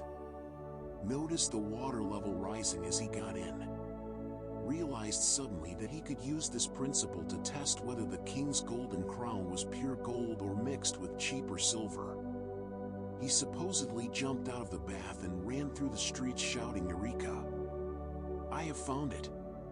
The story is probably apocryphal, but it captures something true about scientific discovery. That moment of sudden insight. When pieces click together. When you see a principle that explains multiple phenomena. When you realize you've understood something fundamental. Archimedes designed siege weapons for Syracuse. Catapults and cranes. According to accounts, when Romans attacked the city, his machines rained destruction on their ships. giant claws that grabbed vessels and smashed them against rocks, mirrors that focused sunlight to set ships on fire, though that last one is probably exaggerated or invented. He was killed when Syracuse finally fell. Roman soldiers found him drawing geometric diagrams in the sand. He told them not to disturb his circles. They killed him anyway. A tragic end for one of history's greatest minds. Back to biology now. To a student of Aristotle named Theophrastus. While Aristotle studied animals, Theophrastus focused on plants. He wrote extensive works on plant biology, on their structure, their growth, their reproduction, on cultivation techniques and medicinal uses. But most importantly, he classified them, organized them into groups based on their characteristics: trees, shrubs, and herbs, plants with flowers and plants without, plants with particular types of roots or leaves or seeds. He described over 500 species in detail, noted where they grew, what conditions they preferred, how they reproduced. This was the beginning of botany as a systematic science. Before Theophrastus, knowledge of plants was scattered. Practical knowledge held by farmers and herbalists. Stories and folklore. But Theophrastus organized it, made it systematic, created a framework for thinking about plant diversity. His classifications weren't perfect, but they were based on observation, on actual characteristics of the plants themselves, not on mythology or arbitrary groupings. He looked at what plants actually had in common, what features seemed to naturally group them together. This was taxonomic thinking, classification as a scientific tool. Let's jump forward a few centuries now, to the Roman period, to a man named Pliny the Elder. Pliny was a naturalist, but also a navy commander, a historian, an administrator. A man of vast curiosity and apparently limitless energy. He read voraciously, collected information from hundreds of sources, and he compiled it all into an enormous work, the Natural History. 37 books, covering everything: astronomy, geography, anthropology, zoology, botany, mineralogy, medicine, agriculture, art, architecture. Everything known about the natural world and human civilization. Thousands upon thousands of facts, observations, anecdotes, theories. Was it all accurate? Absolutely not. Pliny included plenty of myths and misconceptions alongside genuine knowledge. Stories of dog-headed men and giant sea monsters. Dubious medical remedies. Travelers' tall tales reported as fact. He wasn't always critical of his sources. If someone said it, if it appeared in a book, Pliny often included it. But despite its flaws, the Natural History was enormously influential. It preserved vast amounts of ancient knowledge. It became a standard reference work for over 1,000 years. When medieval Europeans wanted to know about the natural world, they consulted Pliny. His work shaped understanding of nature for generations. And the very idea of it, of creating a comprehensive encyclopedia of natural knowledge, that was important. The ambition to gather everything known about nature into one organized work. To make knowledge accessible. To create a reference that people could consult. This encyclopedic impulse became a recurring theme in the history of science. What unites all these thinkers? Aristotle, Euclid, Archimedes, Theophrastus, Pliny, is classification. Organization. The drive to take the overwhelming diversity and complexity of nature and make sense of it by sorting things into categories. By finding patterns. By organizing knowledge systematically. This might not seem like science in a way experiments or observations are science, but classification is fundamental. You can't study things scientifically without first organizing them, without deciding what's similar to what belongs together, what differs in important ways. Before you can understand why animals are the way they are, you need to organize them into groups. Before you can find patterns in plant biology, you need to classify plants. Before you can prove mathematical theorems, you need to organize mathematical knowledge logically. Classification is how we manage complexity, how we turn chaos into order, how we make the world intellectually manageable. And the Greeks and Romans, building on earlier work from Egypt and Mesopotamia, developed classification into a powerful tool. Along with classification came another important shift: mechanistic thinking. The idea that nature works like a machine, that it operates according to regular, mechanical principles, not according to the whims of gods or spirits.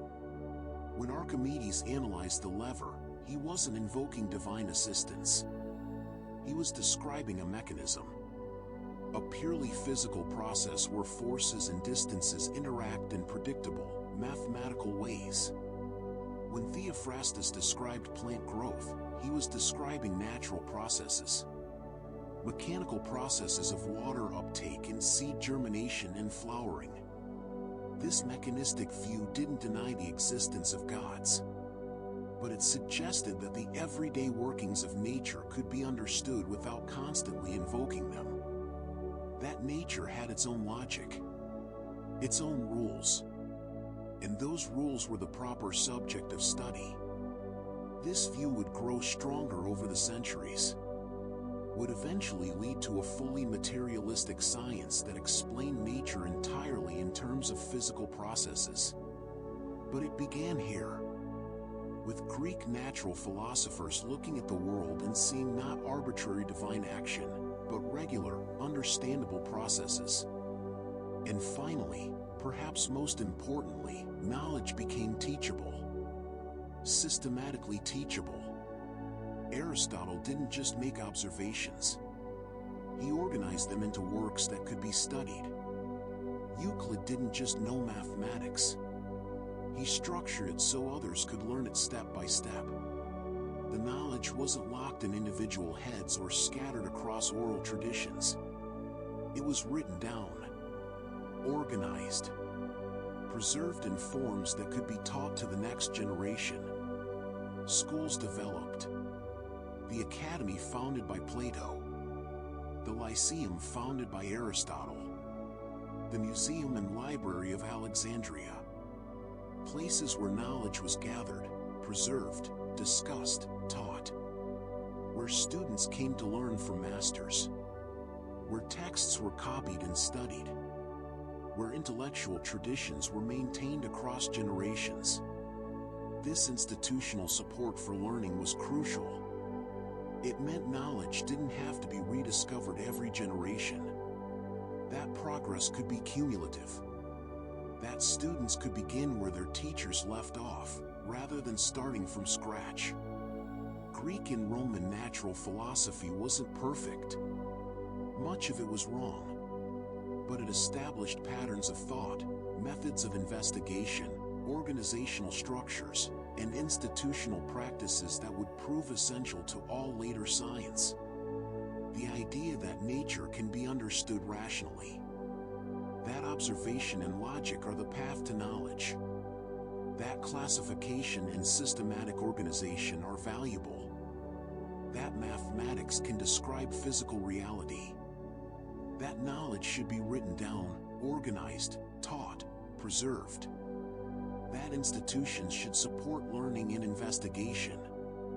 These ideas, these practices, they're the foundation, the bedrock on which all later science was built. Let your breathing slow. Release any tension. Tonight we're taking a journey across vast distances, across deserts and mountains, along trade routes and rivers, to places where science flourished far from Greece and Rome, to civilizations that developed their own deep understanding of the natural world, and to the remarkable moment when all these traditions began to meet, to merge, to create something greater than any single culture could have achieved alone. Science was never the possession of just one civilization. While Greek philosophers were debating in Athens, other cultures were making their own discoveries, asking their own questions, building their own bodies of knowledge. And the story of how these separate streams of understanding eventually flowed together, that's one of the most important chapters in the history of human knowledge. Let's begin in India. Ancient India had a rich tradition of mathematics and astronomy that developed independently of Greek science. Indian mathematicians made profound contributions, discoveries that would change mathematics forever. The concept of zero, not just as a placeholder, not just as an absence, but as a number in its own right. A number you could calculate with, add to other numbers, subtract from them. This might seem obvious now, but it was revolutionary. Greek and Roman mathematics struggled without zero. Try doing multiplication or division with Roman numerals sometime. It's incredibly awkward. But with zero, with a place value number system where the position of a digit matters, mathematics becomes far more powerful. Indian mathematicians developed this system. Digits from 1 to 9, plus 0, with place value. The number 305 means 3 hundreds, 0 tens, 5 ones. Simple, elegant, and it transforms what you can calculate. This system eventually spread to the Islamic world, then to Europe, where it's still called Arabic numerals even though it originated in India. Indian mathematicians also worked on algebra, on trigonometry, on algorithms for astronomical calculations. Aryabhata, working in the 5th century, calculated the length of the year with remarkable accuracy. Described the apparent rotation of the stars as due to Earth's rotation, not the stars moving around Earth, an insight that wouldn't take hold in Europe for another 1,000 years.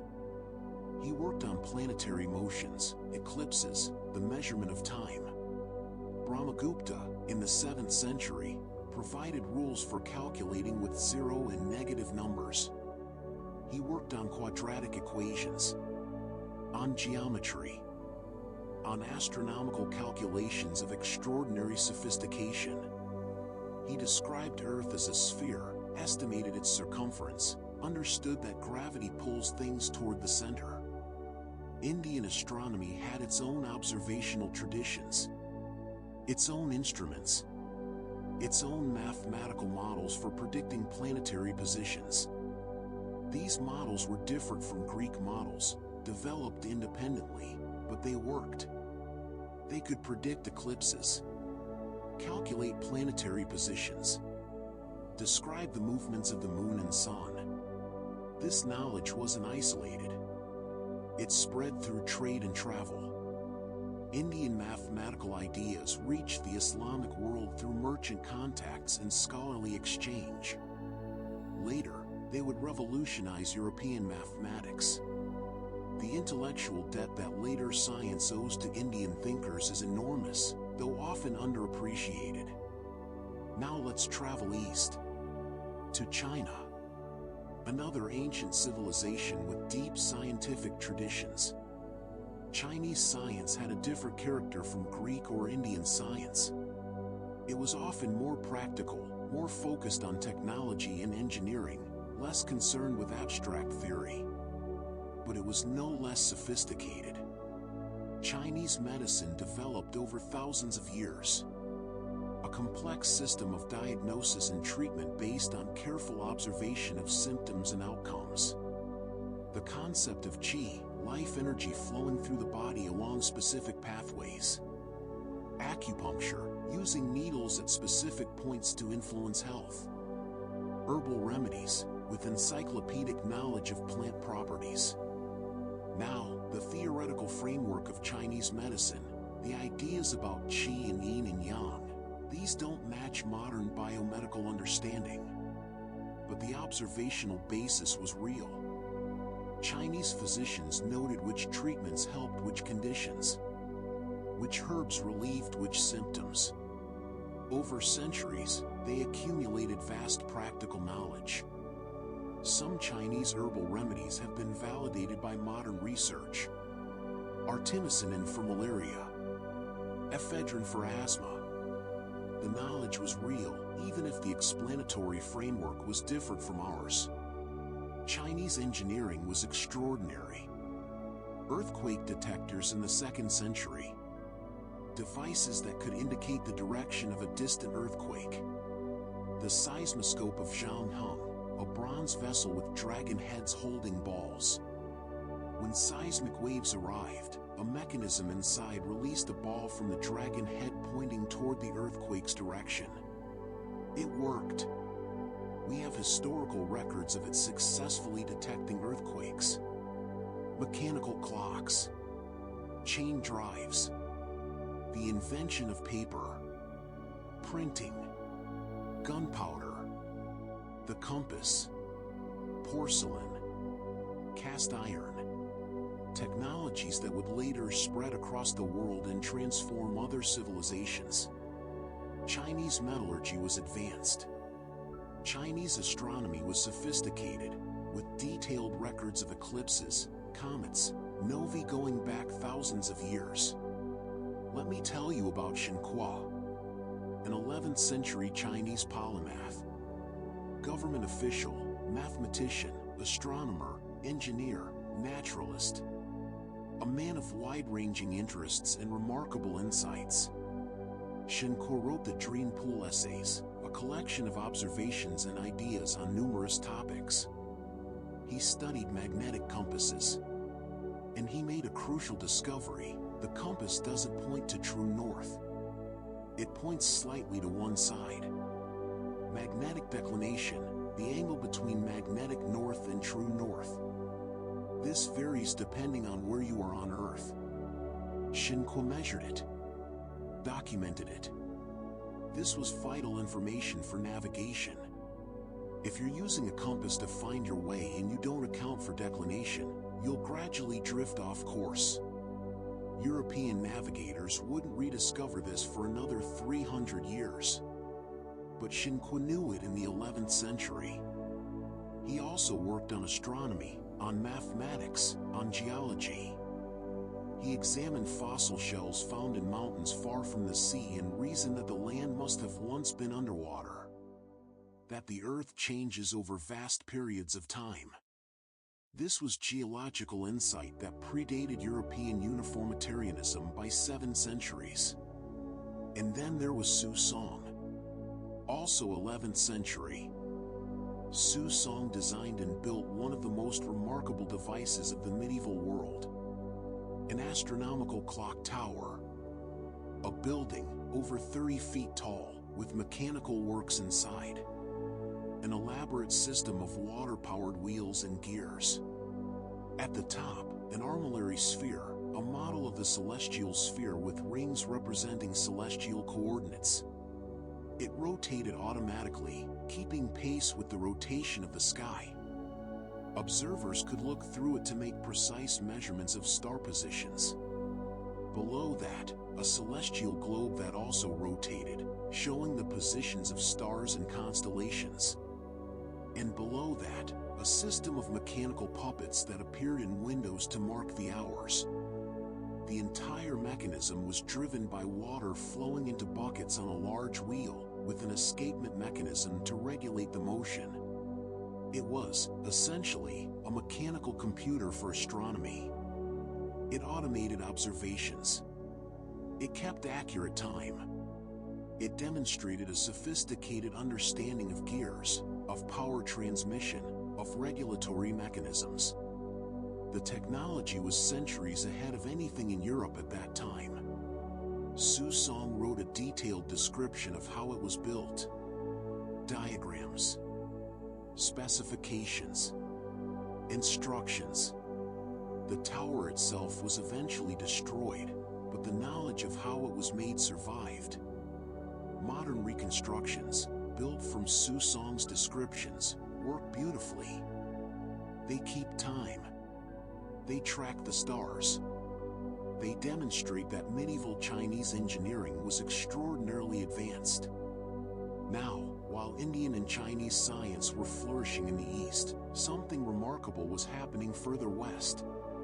In the Islamic world, a civilization stretching from Spain to Central Asia, a vast cultural sphere united by religion, by language, by trade, by scholarship. Beginning in the 8th century, Islamic rulers began a massive intellectual project, the translation movement. They sought out scientific and philosophical texts from other cultures. Greek works, Persian works, Indian works, Chinese works, and they translated them into Arabic. This was deliberate, systematic, supported by wealth and political power. Caliphs and wealthy patrons funded scholars to travel, to find manuscripts, to translate them, to study them. The goal was to gather all human knowledge, to make it accessible to Arabic-speaking scholars, to preserve it, to build upon it. The House of Wisdom in Baghdad became the center of this effort. Founded in the early 9th century, it was part library, part academy, part translation bureau. Scholars gathered there from across the Islamic world and beyond. Muslims, Christians, Jews, Zoroastrians, anyone with knowledge to share was welcome. They brought texts in Greek, Sanskrit, Pahlavi, Syriac, and they translated them into Arabic. Euclid's Elements, Ptolemy's Almagest, works of Aristotle and Galen and Archimedes, Indian mathematical texts, Persian astronomical tables, the wisdom of multiple civilizations, gathered in one place, made accessible in one language. It was one of the greatest intellectual projects in human history. But Islamic scholars didn't just translate. They studied. They critiqued. They extended. They made their own discoveries. In mathematics, in astronomy, in optics, in medicine, in chemistry.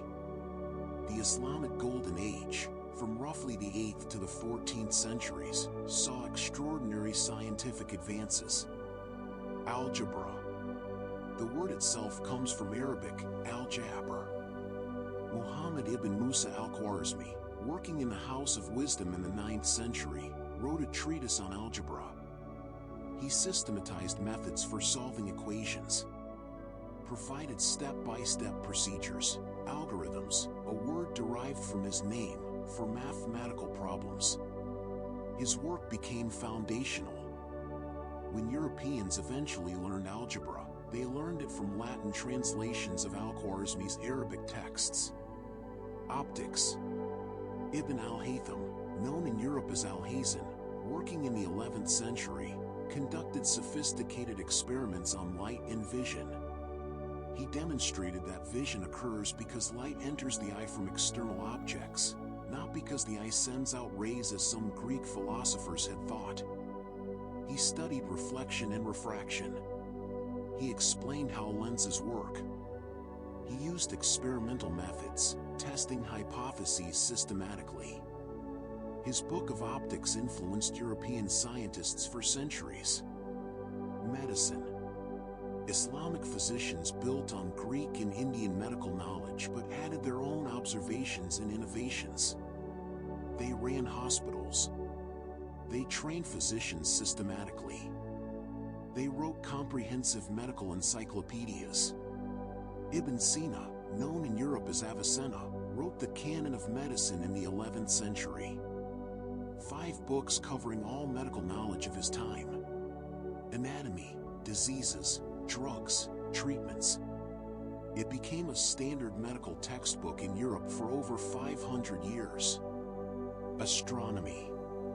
Islamic astronomers built observatories, created improved instruments, made precise observations.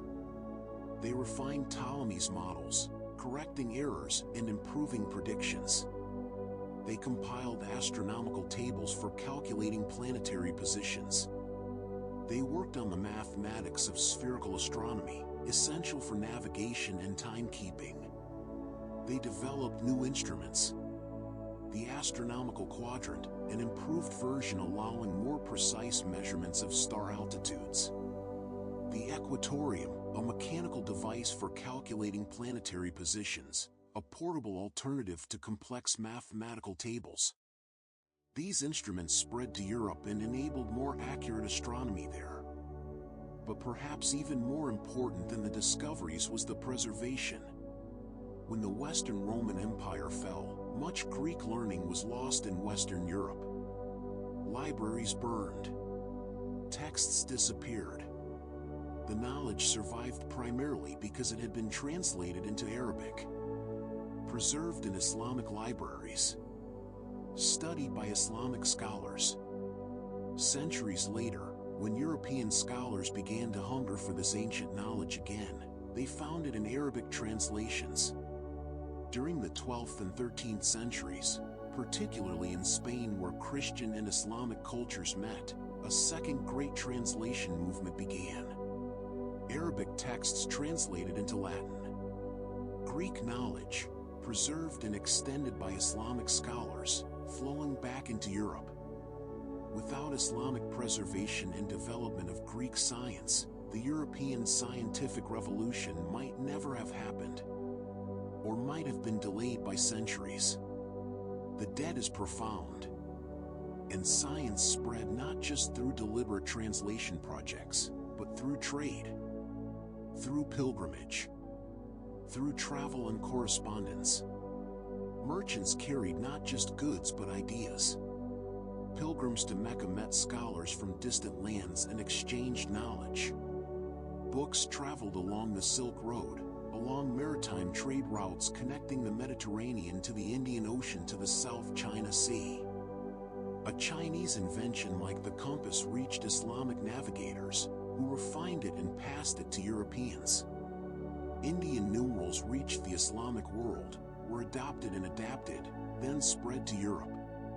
Greek astronomical models reached India, influenced Indian astronomy, were modified and returned west. Ideas flowed in all directions. This wasn't organized. There was no master plan. But the networks of trade and scholarship that connected civilizations allowed knowledge to spread. A mathematical technique developed in India might reach Baghdad within decades. An astronomical observation made in China might be known in Persia within a generation. Knowledge was becoming, gradually, global. Different cultures had different approaches to science, different strengths, different interests. Chinese science excelled in technology and practical applications. Indian science in mathematics and astronomy. Islamic science in systematic experimentation and instrumentation. Greek science in logical systematization and theoretical models. But when these traditions met, when they could learn from each other, something powerful happened. Each tradition could adopt the best ideas from others, fill in gaps in their own knowledge, check their ideas against foreign observations. The synthesis was stronger than any single tradition alone. This is still true. Science today is international. Discoveries in one country rapidly spread to all others. Researchers collaborate across borders. Knowledge is shared globally. The pattern established in the medieval period, of knowledge flowing across cultural boundaries, enriching all who receive it, that pattern continues. As you drift towards sleep, imagine those ancient trade routes. Camel caravans crossing deserts. Ships sailing between ports. And along with the silk and spices and gold, imagine books, scrolls, ideas, mathematics and astronomy and medicine, traveling in the minds of scholars and the pages of manuscripts. Imagine the House of Wisdom, its library filled with texts from across the known world. Scholars of different faiths and cultures, working together, united by curiosity. Translating, studying, discovering. Knowledge has always been humanity's common heritage. No single culture owns it. It flows between civilizations, enriches all of them, grows stronger through exchange and synthesis. Breathe slowly. Let yourself relax completely. We're moving forward in time now, to medieval Europe. A world often dismissed as the Dark Ages, but that's misleading. There was darkness, yes, periods of chaos and lost knowledge. But there was also light. Flickering at first, then growing steadier. The light of learning returning. Of institutions being built. Of tools being refined. Of minds awakening to curiosity once again.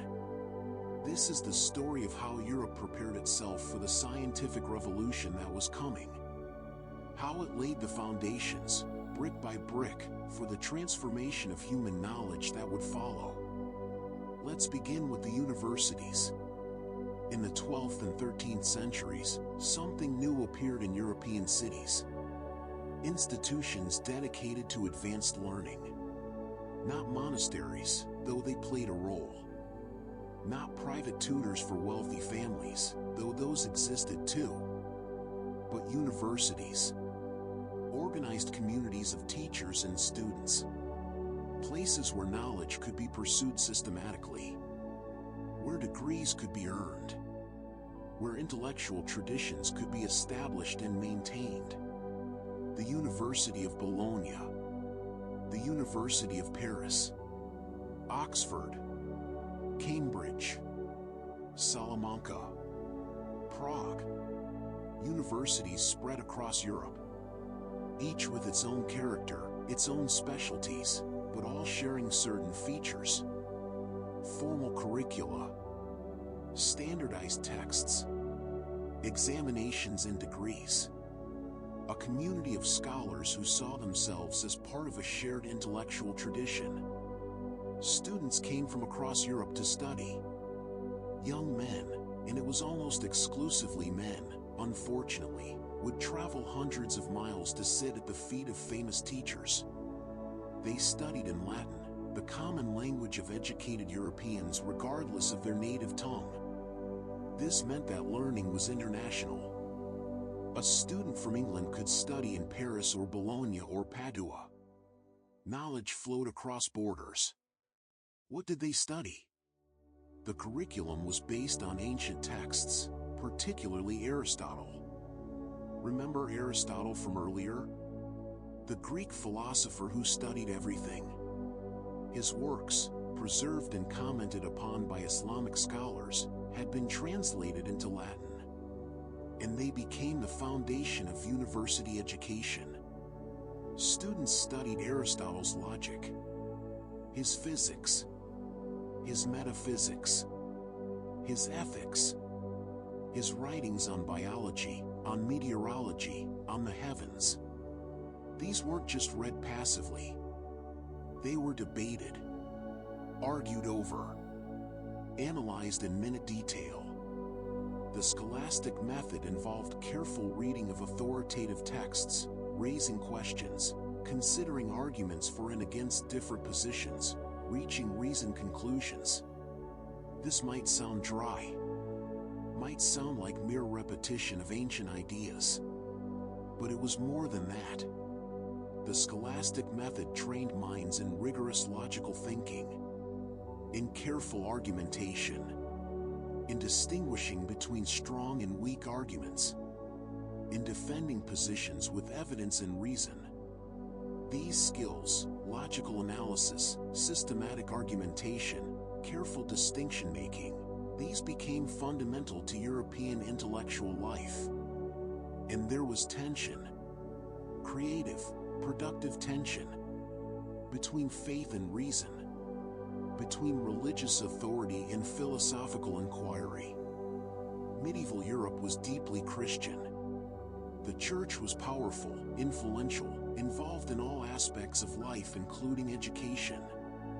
Most scholars were clergy of some kind, but they were also intellectuals, curious about the natural world, eager to understand how things worked. How do you reconcile faith and observation? What do you do when Aristotle says something that seems to contradict Scripture?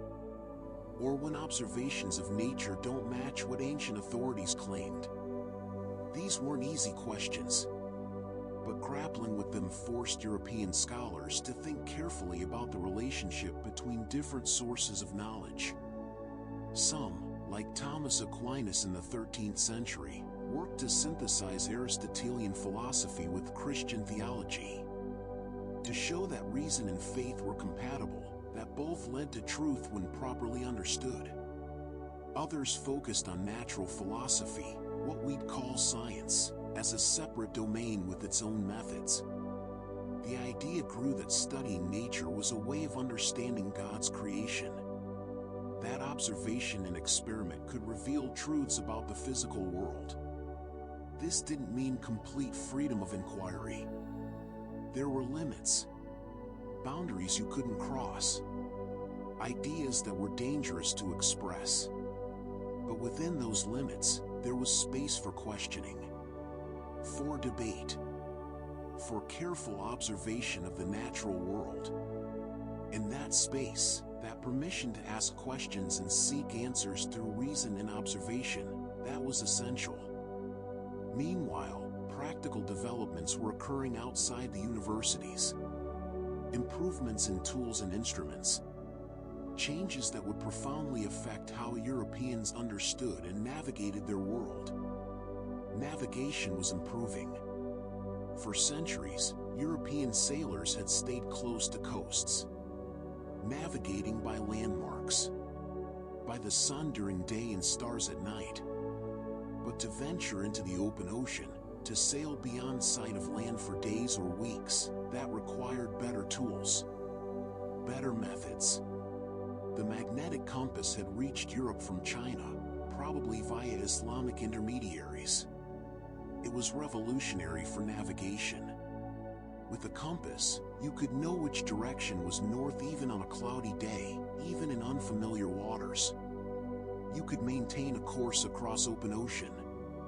The compass opened up new possibilities for exploration and trade. But direction alone wasn't enough. You also needed to know your latitude, how far north or south you were. And for that, you needed to measure the altitude of the sun or stars above the horizon. This required instruments. The astrolabe, an ancient instrument refined by Islamic astronomers, was adapted for use at sea. The original astrolabe was a sophisticated device for solving problems in astronomy and timekeeping. A brass disc with movable parts, engraved with scales and coordinates. Beautiful instruments, precise, but designed for use on land, where you could set them up carefully on a flat surface.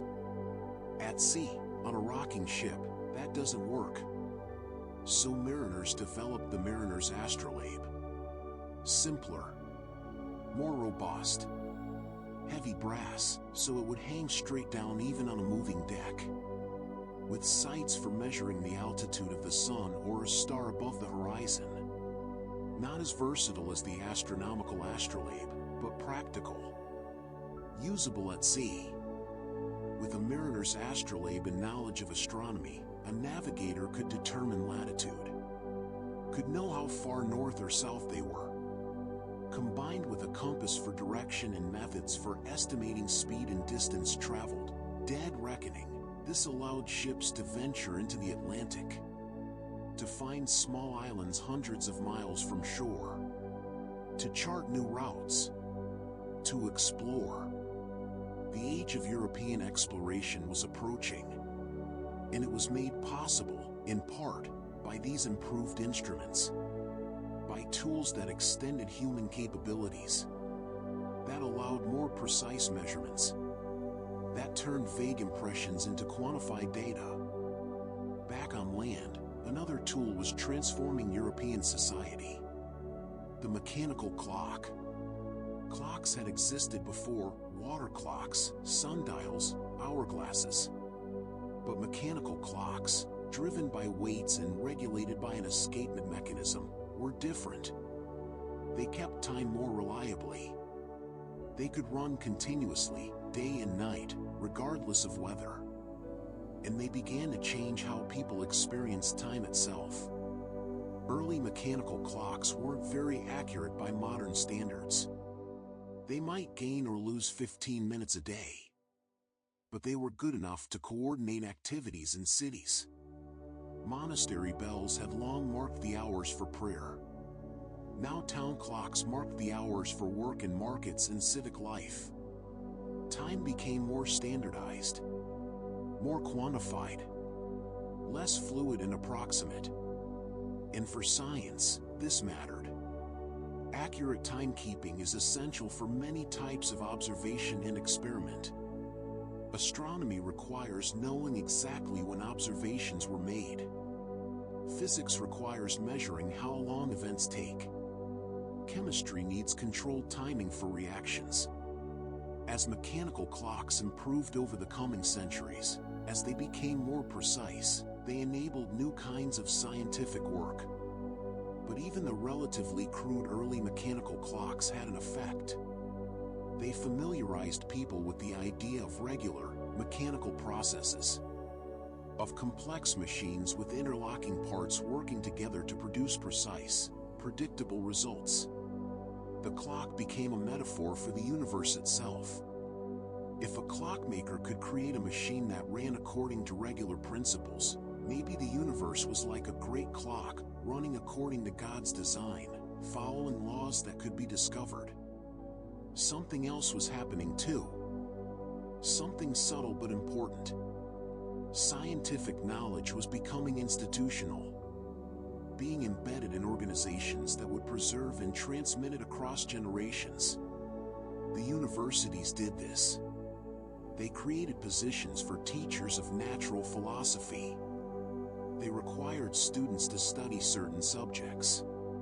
They granted degrees certifying that someone had mastered a body of knowledge. This institutionalization meant that scientific learning was no longer dependent on individual genius. The institutions would continue even after brilliant individuals died. Craft guilds did something similar. They organized artisans, metalsmiths, glassmakers, instrument makers, builders. They preserved technical knowledge through apprenticeship. Secrets of the trade passed from master to apprentice. This wasn't written science, wasn't theory, but it was systematic technical knowledge, carefully preserved and transmitted. And slowly, these two streams began to interact. University-trained scholars and practical craftsmen began to communicate, to learn from each other. Scholars realized that craftsmen knew things about materials and processes that weren't in ancient books. Craftsmen realized that mathematical and theoretical knowledge could improve their work. This collaboration would become increasingly important. The overall pattern of learning was shifting, subtly, gradually, away from pure reliance on ancient authorities and toward direct inquiry. Aristotle was still revered. Ancient texts were still studied carefully. But increasingly, people were willing to say, Aristotle said this, but when I look at nature, I see something different. Roger Bacon, a 13th century English friar, advocated for experimental science, for testing claims through observation and experiment rather than just logical argument. He studied optics, conducted experiments with lenses and mirrors. He wasn't alone. Other medieval scholars conducted observations, made measurements, questioned received wisdom when it didn't match experience. This wasn't yet the full scientific revolution. That was still centuries away. But the groundwork was being laid. The habits of thought were developing. The institutional structures were forming. The tools were improving. Tools began to shape ideas in subtle ways. When you have a tool that allows you to measure something precisely, you start thinking about that thing quantitatively. The mechanical clock made people think about time mathematically. The compass and astrolabe made people think about direction and position as numbers, as measurements. Improved balances made people think about weight precisely. Better lenses made people think about light and vision in new ways. There's a relationship between tools and theories. Better tools enable new observations, which challenge old theories and inspire new ones. New theories suggest what to measure, what tools to build. It's a feedback loop. And medieval Europe was entering that loop. The printing press hadn't been invented yet. That would come in the 15th century and would accelerate everything. But already, by the 14th century, the stage was being set. Universities established.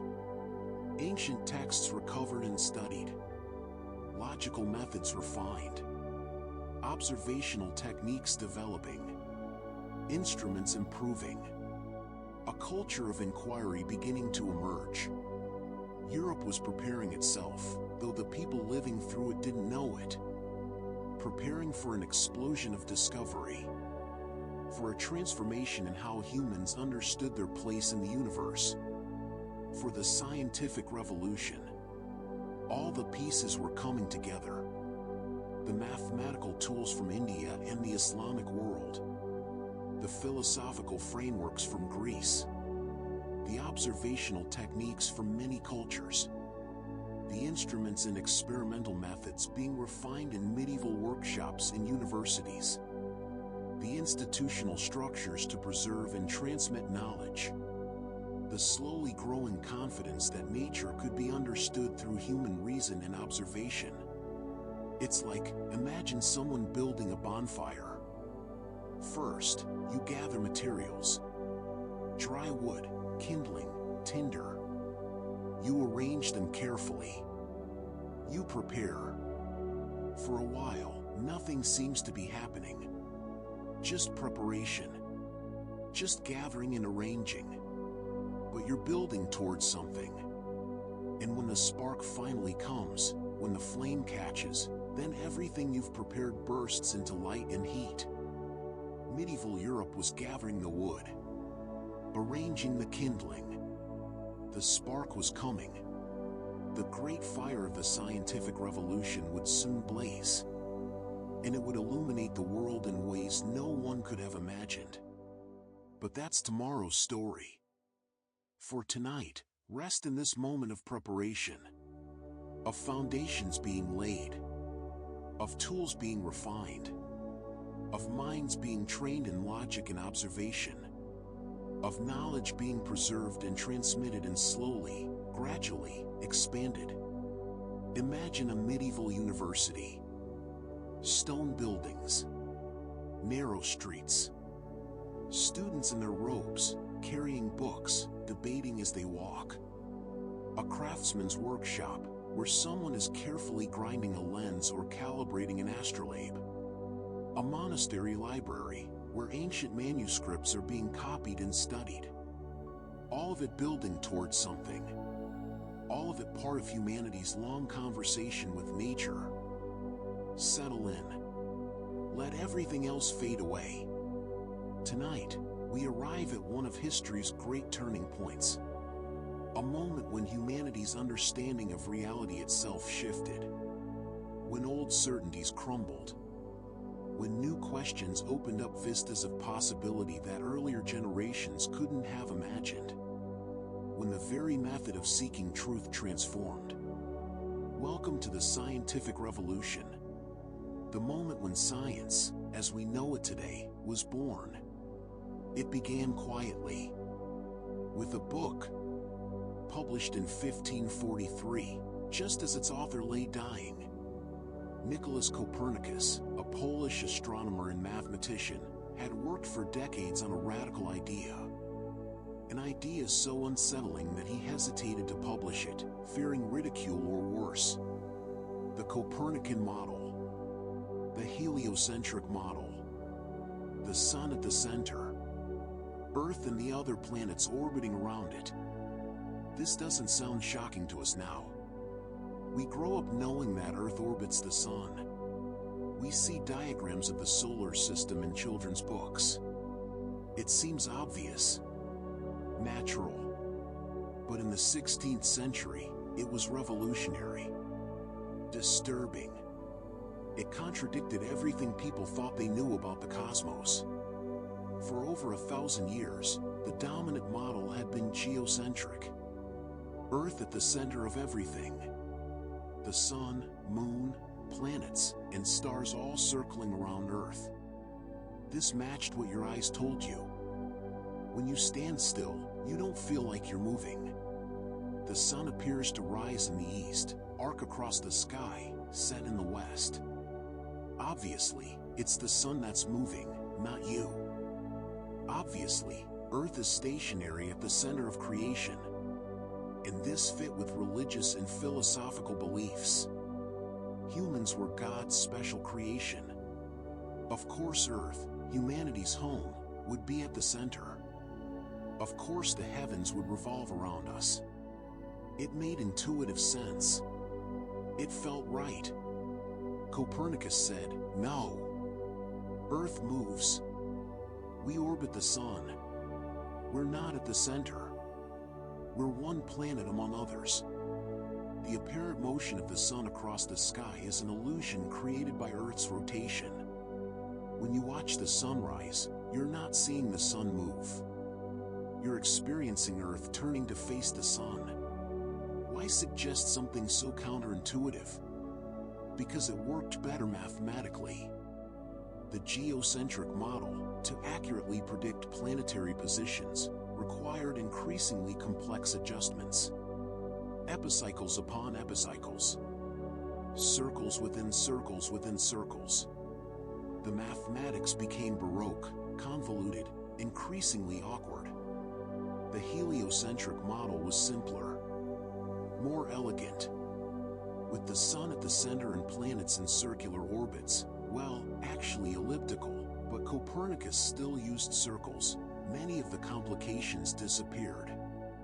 The strange retrograde motion of planets, where they seemed to move backwards for a while, made immediate sense.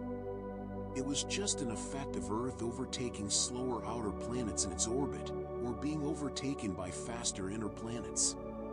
Copernicus didn't have proof. He couldn't show that Earth was moving. He just had a mathematical model that worked better. That was more elegant. That seemed, to his mind, more likely to represent reality. He was arguing that mathematical elegance and simplicity might be a guide to truth. The book was published, and not much happened. At first, some astronomers found it interesting, useful for calculations, but most treated it as just a mathematical tool, not a description of physical reality. It helps predict planetary positions, but of course Earth isn't really moving. The full implications took time to sink in. Then came Galileo. Galileo Galilei. Italian mathematician, physicist, astronomer.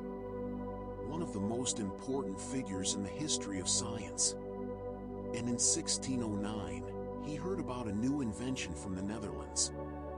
A device using lenses that made distant objects appear closer. A telescope. Galileo didn't invent the telescope, but he improved it, made it more powerful. And then he did something that changed everything. He pointed it at the sky. What he saw amazed him. The moon wasn't a smooth, perfect sphere as Aristotle had claimed. It had mountains, valleys, craters. It looked like Earth, rough and imperfect. The Milky Way wasn't a faint cloud. It was countless individual stars, too dim and distant to see with the naked eye. There were more stars than anyone had imagined. And then, the discovery that shook the foundations. Jupiter had moons. For bright points of light orbiting Jupiter, changing position night by night. Galileo watched them, tracked them, made careful observations and calculations. There was no doubt. These were bodies orbiting Jupiter, not orbiting Earth. This was devastating to the geocentric model. If everything in the cosmos circled Earth, how could there be moons circling Jupiter? The discovery proved that Earth wasn't the sole center of all motion. Other centers existed. The heavens were more complex than ancient philosophy allowed. Galileo observed Venus going through phases, like our moon. Full Venus, crescent Venus. This only made sense if Venus orbited the Sun, not Earth. More evidence for the Copernican model. He saw sunspots, blemishes on the supposedly perfect Sun. He measured the heights of lunar mountains by observing their shadows. He published his findings. And this time, people couldn't ignore them. You could look through a telescope yourself and see Jupiter's moons. See the phases of Venus. See the mountains on the moon. The evidence was right there, visible to anyone willing to look. This caused an uproar. Religious authorities were troubled. If Earth wasn't the center of creation, what did that mean for humanity's special status? For biblical passages that seem to describe a stationary Earth? Galileo was eventually tried by the Inquisition, forced to recant his support for heliocentrism, spent his final years under house arrest. But the observations remained. The evidence existed. You couldn't unsee what the telescope revealed.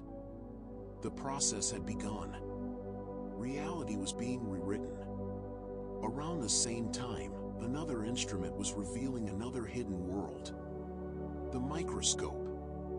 Using lenses to magnify the very small instead of bringing the distant closer.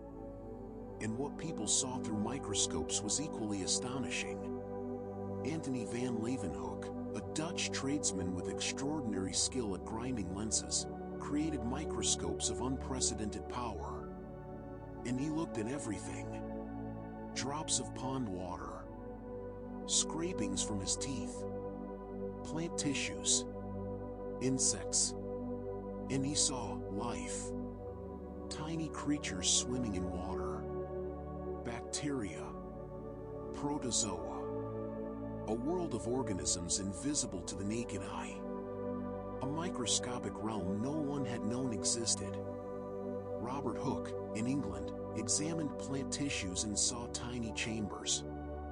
He called them cells, because they reminded him of monks' cells in a monastery. He was looking at the basic units of biological structure. He examined insects in minute detail, drew them, revealed their complex anatomy. He looked at fossils under the microscope and argued they were the remains of ancient life. The microscope showed that complexity extended down into scales humans couldn't perceive unaided. That there were entire worlds within worlds. That reality was richer, stranger, more elaborate than anyone had imagined. Just as the telescope expanded the cosmos outward, the microscope expanded it inward. These tools, the telescope, the microscope, they fundamentally changed how science worked. No longer could you just think about nature from your armchair, reasoning from first principles. You had to look, to observe, to check your ideas against what instruments revealed. Speculation had to yield to experiment, to observation, to evidence. Francis Bacon, an English philosopher, articulated this new approach. The experimental method. Don't just accept ancient authorities. Don't just reason logically from assumptions. Instead, observe nature carefully. Conduct experiments. test hypotheses, gather data systematically, draw conclusions based on evidence, not preconception. This sounds obvious now, but it was a profound shift. For centuries, natural philosophy had been primarily about logic and reason, about thinking carefully, about reading authoritative texts. Observation played a role, but reason was supreme. Bacon said, "Reason alone isn't enough.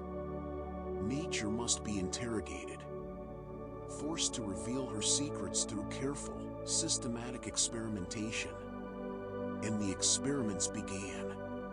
Galileo dropping objects from towers, or more likely, rolling balls down inclined planes, to study how things fall.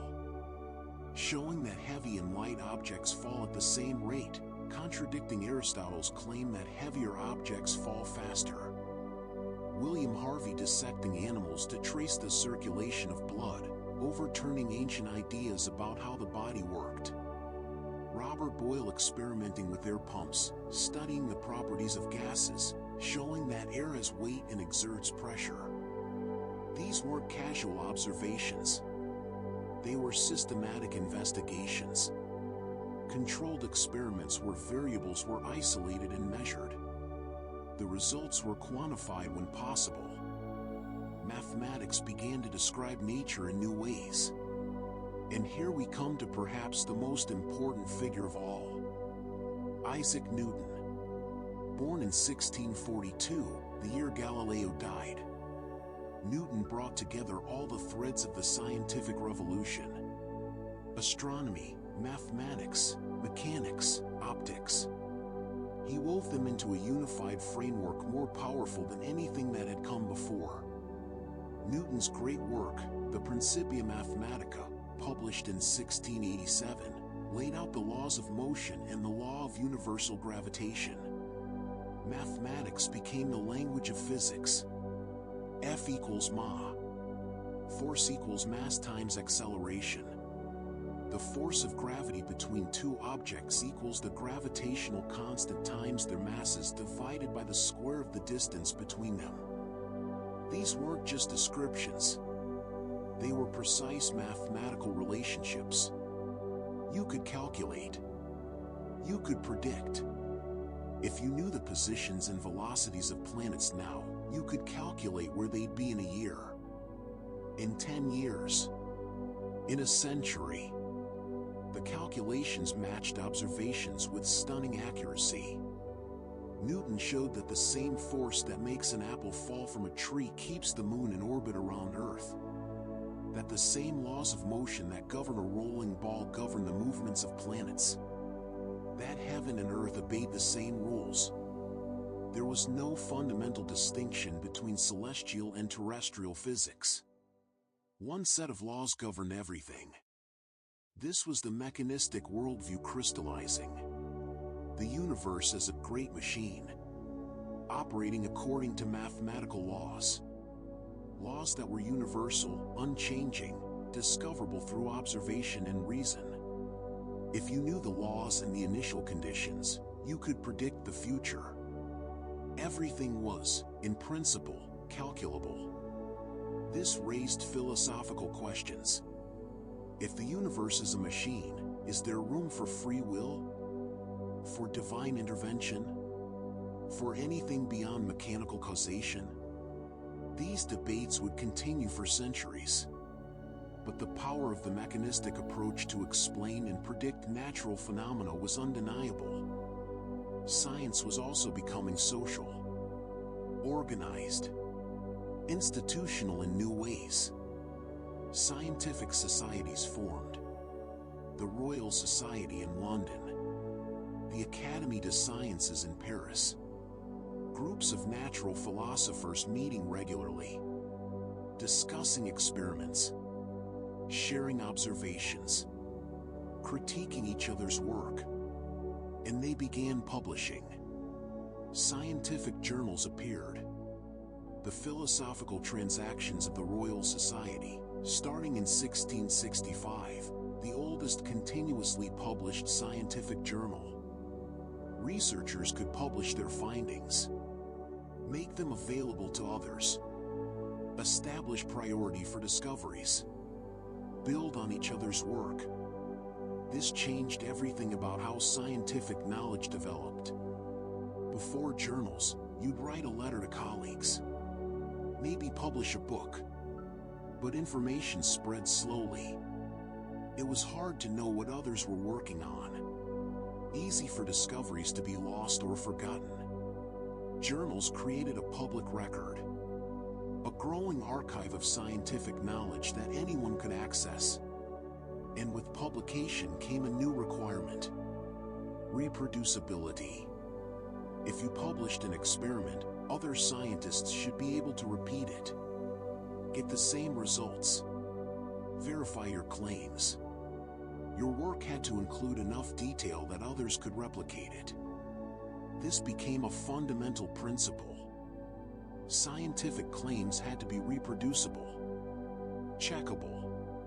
Not just assertions, but findings that anyone with proper equipment and methods could verify. This created quality control. Bad experiments would be exposed when others couldn't reproduce them. Errors would be caught. Fraud would be revealed. Science became self-correcting in a way it never had been before. The balance of authority shifted.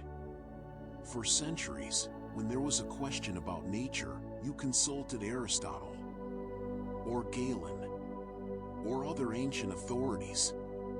What did they say? Their word carried immense weight. But now, observation beat tradition. If your experiment contradicted Aristotle, too bad for Aristotle. Evidence trumped authority. This was genuinely revolutionary. Imagine telling a medieval scholar that Aristotle was wrong, that some ancient text was mistaken. It would seem arrogant, impudent. Who are you to contradict the ancients? But by the 17th century, natural philosophers did exactly that. Regularly, without apology. Aristotle said X, but I observed Y, therefore Aristotle was wrong. The shift in attitude was profound. Science was also separating from philosophy. Natural philosophy had always been part of broader philosophical inquiry. Questions about nature mixed with questions about ethics, metaphysics, epistemology. But now, natural philosophy, what would come to be called science, was becoming distinct. It had its own methods, its own standards of evidence, its own institutions and publications. The questions science asked became more focused. Not what is the ultimate nature of reality, but how does this specific phenomenon work? Not sweeping metaphysical systems, but narrow, testable hypotheses about specific aspects of nature. This narrowing of focus was actually a source of power. By asking smaller, more specific questions, science could actually answer them, could make progress in ways that grand philosophical speculation never could. By the end of the 17th century, the transformation was complete. Science as we know it existed. Not fully mature, not yet professionalized in the modern sense, but recognizable. A community of researchers, making observations and experiments, publishing in journals, using mathematics to describe nature, checking each other's work, building cumulative knowledge about the physical world. The universe that emerged from the scientific revolution was larger, stranger, more complex than anyone had imagined. Earth was not the center. We orbited the sun. The sun was one star among countless others. Invisible creatures swarmed in every drop of water. The human body was an intricate machine of pumping blood and breathing lungs. The cosmos operated according to mathematical laws that human minds could comprehend. It was disorienting, unsettling. The old certainties were gone, but in their place was something extraordinary. the power to understand, to predict, to gradually, piece by piece, figure out how reality actually works. Not through revelation, not through ancient authority, not through pure reason alone, but through observation, experiment, mathematics, evidence, the patient, systematic interrogation of nature. The scientific revolution changed not just what humanity knew, but how humanity could know. It created a method, a process, a way of pursuing truth that would prove more powerful than anything that had come before. Breathe slowly. Let your body relax completely. We're moving into the 18th century now. The Age of Enlightenment.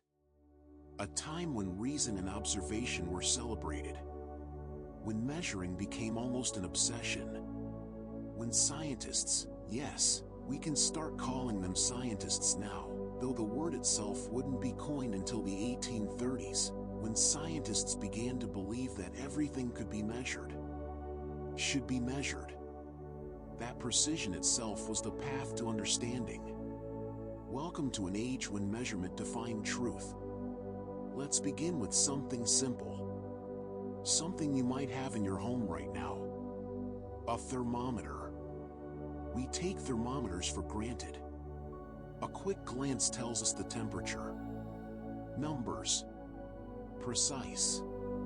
Objective. But for most of human history, temperature was subjective. Vague. It feels hot. It's cold today. Personal impressions that varied from person to person. The development of thermometers changed this. Early versions appeared in the late 1500s and early 1600s. Galileo experimented with devices that showed temperature changes. But they were crude, unreliable, affected by air pressure as well as heat. It took decades of refinement to create sealed glass tubes with mercury or alcohol that responded only to temperature. To develop standardized scales that everyone could use. Daniel Fahrenheit, in the early 1700s, created reliable mercury thermometers and established a temperature scale. Anders Celsius proposed a different scale, based on the freezing and boiling points of water. Suddenly, hot and cold became numbers. You could say it's 72 degrees and everyone knew exactly what you meant. You could compare temperatures from different places, different times. Temperature became quantifiable, measurable, scientific. And thermometers entered medicine. Physicians could measure body temperature, track fevers objectively, compare one patient to another, notice patterns. Patients with this disease consistently have temperatures of 103 degrees. This was new. Medical diagnosis had relied on symptoms, on patient descriptions of how they felt. Now there were numbers, objective measurements. But one physician went further. Santorio Sanctorius, an Italian doctor in the early 1600s, became obsessed with measuring the human body. He wanted to quantify everything: pulse rate, body temperature, and, most strangely, weight. Santorio built a weighing chair, a large chair suspended from a balance scale. He would sit in it, eat a measured amount of food, then sit in the chair periodically and record his weight. He did this for years, decades, weighing himself constantly, weighing his food, even weighing his excretions, though we'll spare the details. What he discovered fascinated him. The food he ate weighed more than the waste he excreted. Where did the difference go? He concluded that it must leave the body invisibly. Through the skin. Through breathing. He called it insensible perspiration. He was observing, though he didn't fully understand it, the metabolic processes of the body, the conversion of food into energy, the exhalation of carbon dioxide and water vapor. His methods seem obsessive, eccentric, but he was doing something revolutionary, applying quantitative methods to physiology, treating the body as a system that could be measured, where inputs and outputs could be tracked like an accountant tracking money. This quantitative approach to biology would eventually lead to modern understanding of metabolism, of energy balance, of biochemistry. Around the same time, another measurement was proving that something seemingly insubstantial had real, physical weight. Air. We move through air constantly. We breathe it. But does it have weight? It seems like nothing. Invisible. Intangible. Evangelista Torricelli, a student of Galileo, created the barometer in 1643. He filled a long glass tube with mercury, inverted it into a dish of mercury. The mercury in the tube fell, but not all the way. It stopped at a certain height, leaving empty space above it. Why? Torricelli reasoned that air pressure was pushing down on the mercury in the dish, supporting the column of mercury in the tube. The weight of the atmosphere was measurable. You could see it in the height of the mercury column, about 30 inches under normal conditions. When air pressure increased, when weather systems changed, the column rose. When pressure dropped, it fell. This was profound. Air wasn't nothing. It had weight, had pressure. It was a physical substance that could be measured and studied. Suddenly, weather could be quantified. Changes in air pressure correlated with weather patterns. The barometer became both a scientific instrument and a practical tool for prediction. And people began experimenting with air, creating vacuums, pumping air out of chambers to see what happened.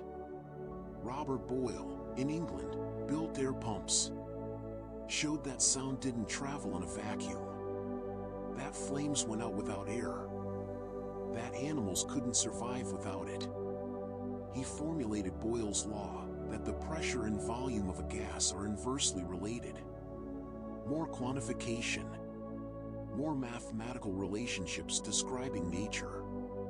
Let's cross the Atlantic now, to colonial America, to Benjamin Franklin, printer, writer, inventor, diplomat, political theorist, and experimenter in electricity.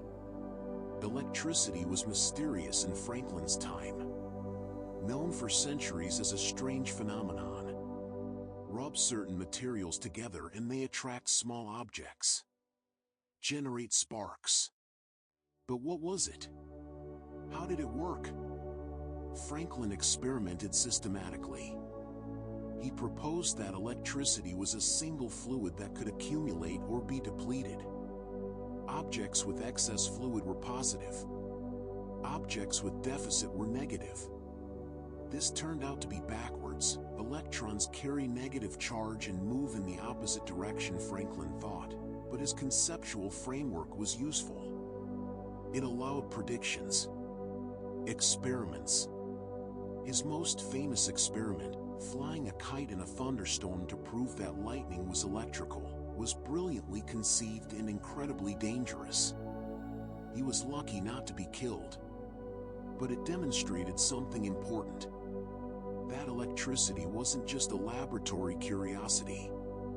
It was a natural phenomenon. Lightning, the most dramatic and terrifying of atmospheric events, was the same thing as the sparks you could generate in your study. Franklin invented the lightning rod, a pointed metal rod extending above a building, connected to the ground. Lightning would strike the rod instead of the building, and the charge would safely disperse into the earth. This was practical application of scientific understanding. Knowledge turned into technology that saved lives and property. Lightning rods spread across Europe and America. Science solving real problems. Back in Europe, chemists were making revolutionary discoveries. Chemistry in the early 1700s was still influenced by ancient ideas. The four elements, earth, air, fire, water. Mysterious substances and processes. But a new chemistry was emerging, based on careful measurement, on identifying and isolating specific substances. Pneumatic chemistry, the study of gases, revealed that air wasn't a single element. It was a mixture. Joseph Priestley isolated oxygen, though he didn't understand what it was. He called it dephlogisticated air. He found that mice lived longer in it, that candles burned brighter, that it was somehow purer, more vital than ordinary air. Henry Cavendish isolated hydrogen.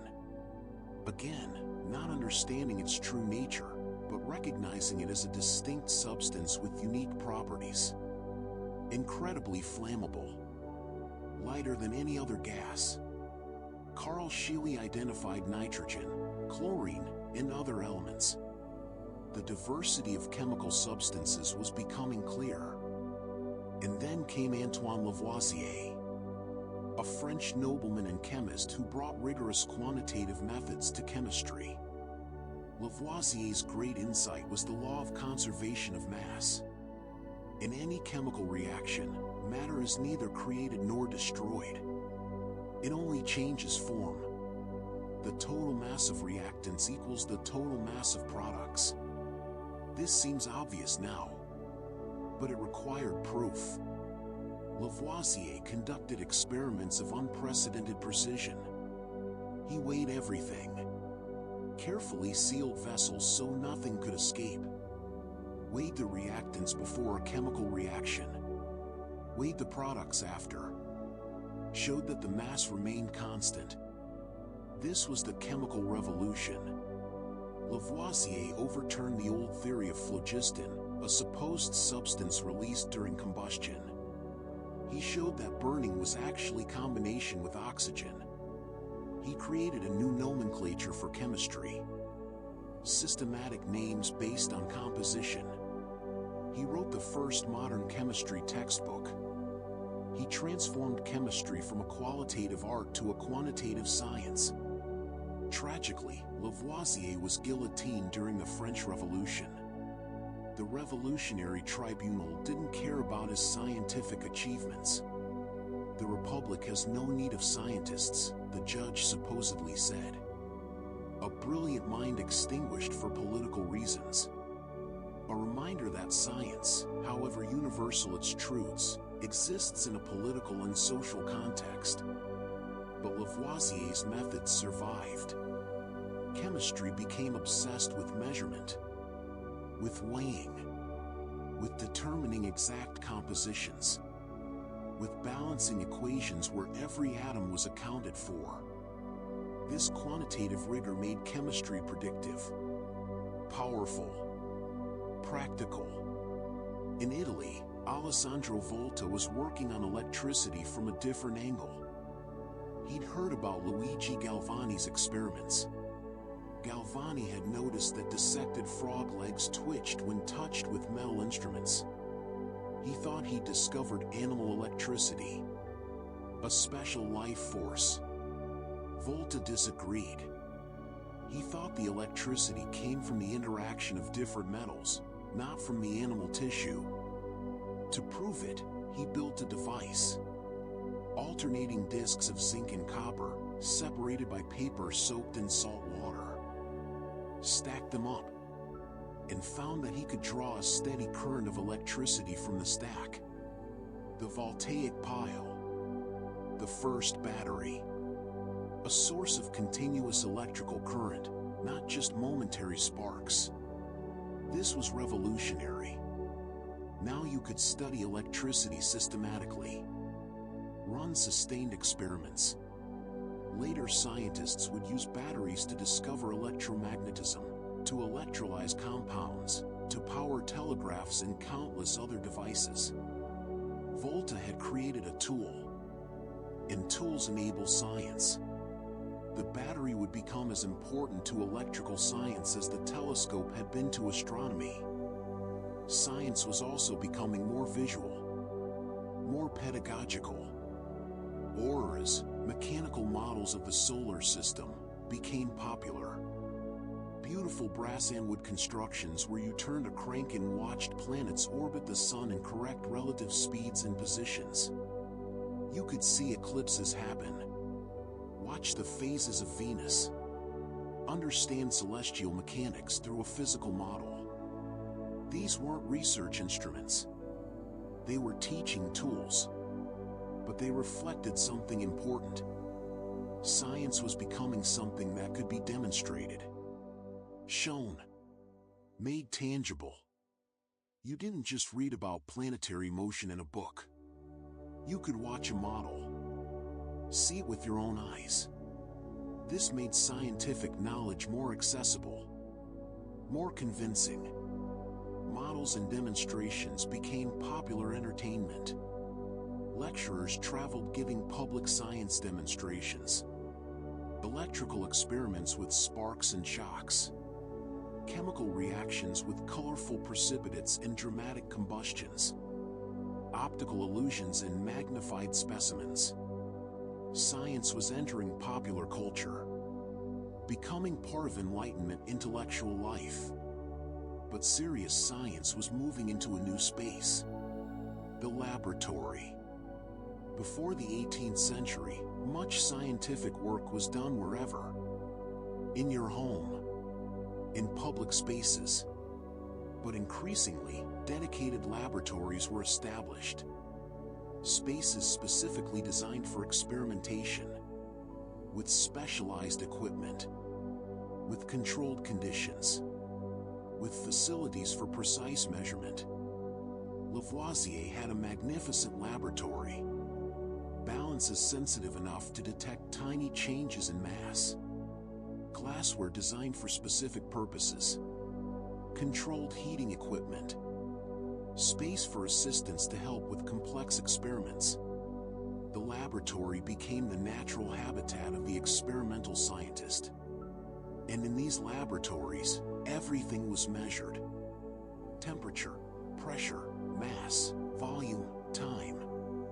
Every variable quantified when possible. Because measurement was becoming synonymous with understanding.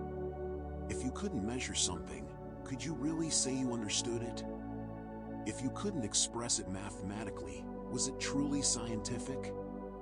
This emphasis on quantification was immensely productive. It allowed precise comparisons, enabled discovery of mathematical relationships between variables, made science predictive in powerful new ways. If you know how pressure and temperature affect gas volume, you can predict what will happen under conditions you haven't tested yet.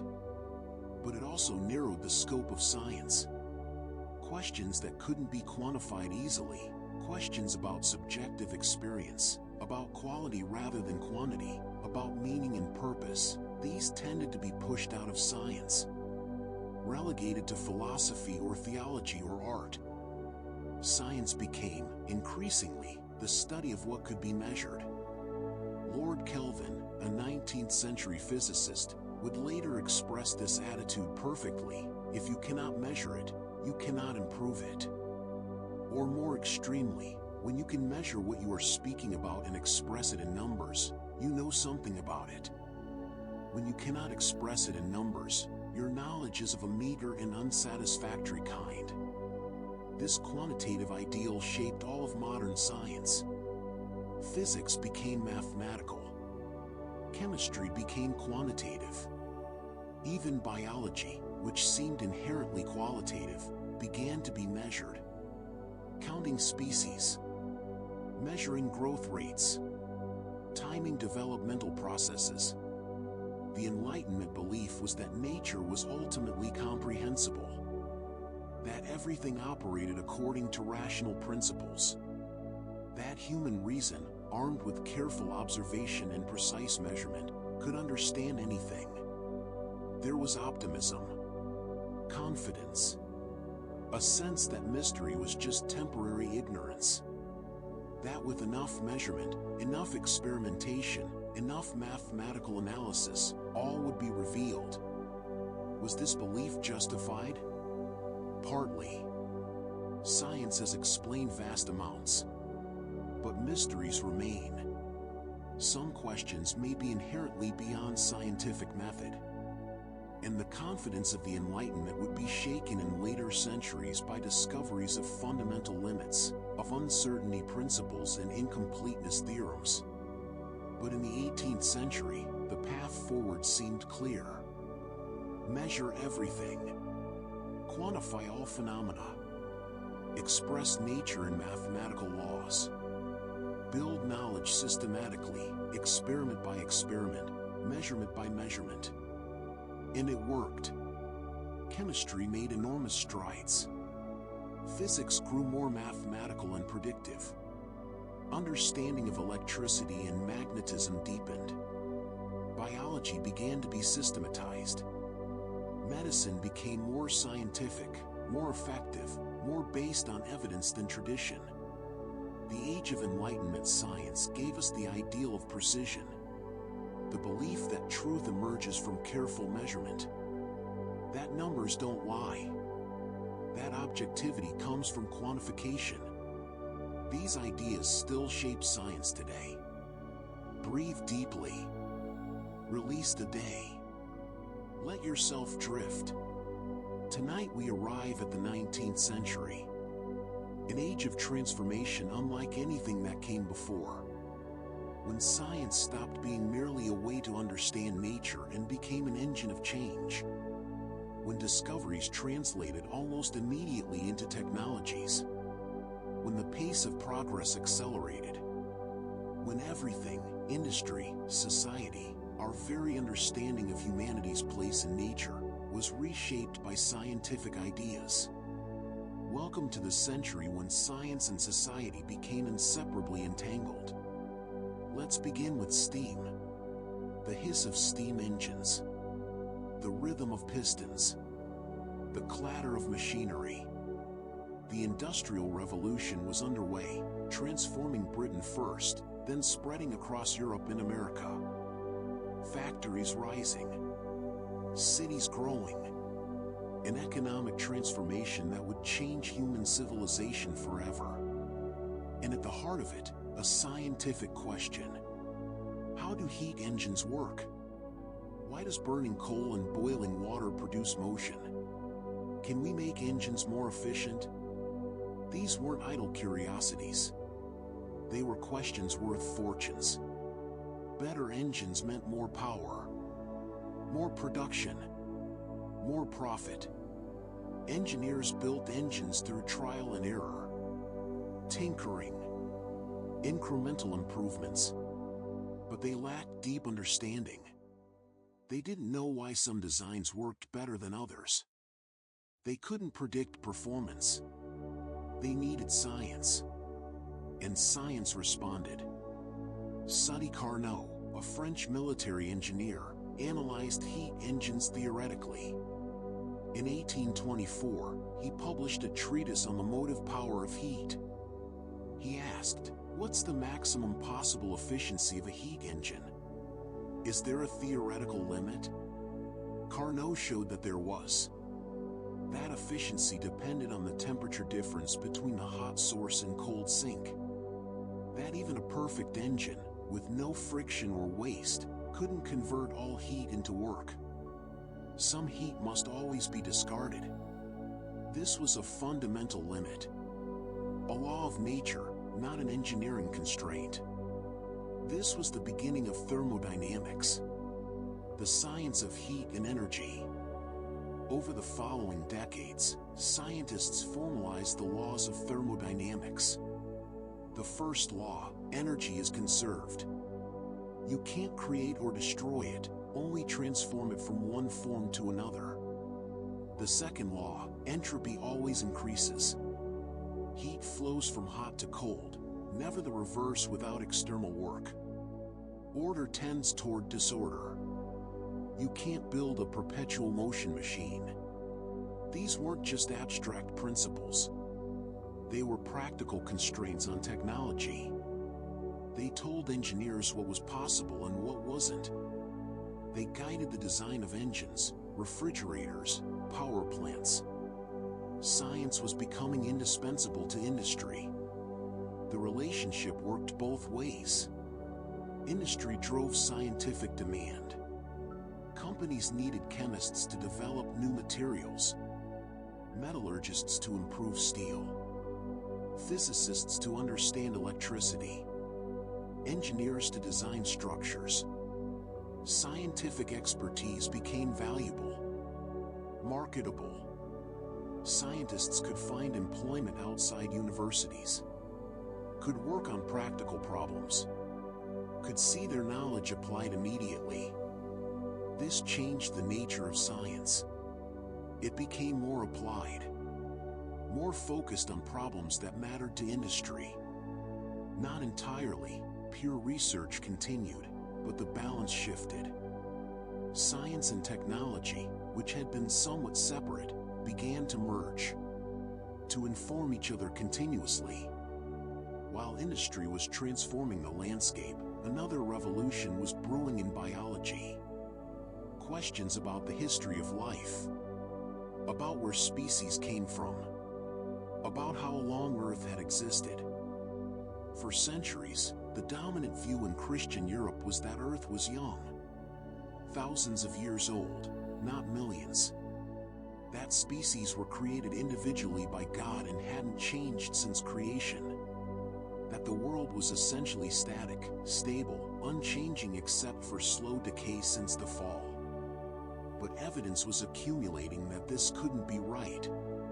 Geologists found layers of rock, sedimentary strata, clearly deposited over time.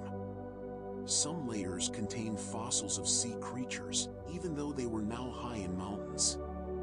Other layers contained different fossils, extinct species, creatures unlike anything alive today. How long would it take to deposit all these layers? Thousands of years? That seemed impossibly short. James Hutton, a Scottish geologist, proposed that Earth's history was vast, that the processes shaping the landscape, erosion, deposition, volcanism, operated slowly. That given enough time, mountains could rise and wear away. Oceans could advance and retreat. Continents could be reshaped. Hutton looked at rock formations and saw no vestige of a beginning, no prospect of an end. Deep time. Earth's age not in thousands but millions of years. This was disorienting, unsettling. But the evidence kept mounting.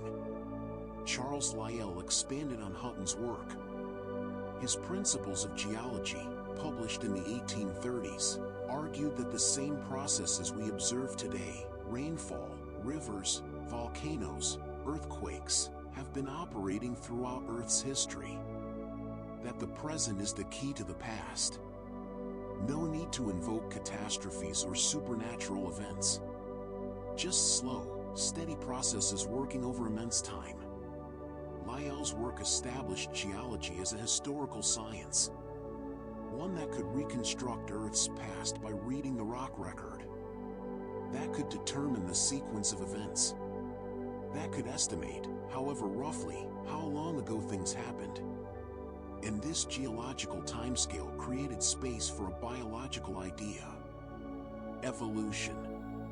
If Earth was millions of years old, if life had existed for much of that time, if species had gone extinct and new species appeared in the fossil record, could species change over time?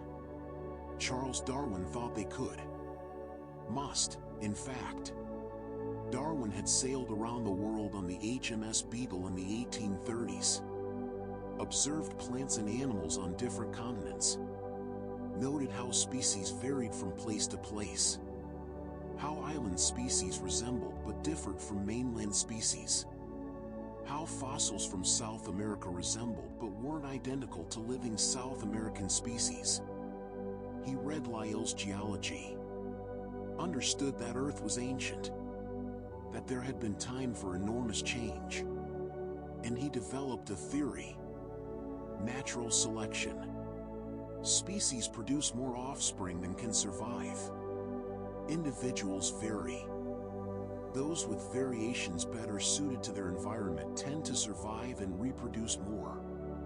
Over generations, populations change, adapt, diverge. Given enough time, and there was vast time available, all life could have descended from common ancestors through this process. Darwin hesitated to publish. He knew how controversial this would be. But in 1859, prompted by Alfred Russel Wallace, who had independently developed similar ideas, Darwin published On the Origin of Species. The impact was seismic. It explained so much. Why species were adapted to their environments. Why island species resembled mainland ones. Why fossils showed progression over time. Why embryos of different species looked similar. Why there were vestigial organs, remnants of structures useful to ancestors. All of it made sense if species evolved. But it challenged cherished beliefs. That humans were specially created. That we stood apart from nature. Darwin's theory implied we were animals, descended from earlier primates, related, ultimately, to all living things. This was hard to accept.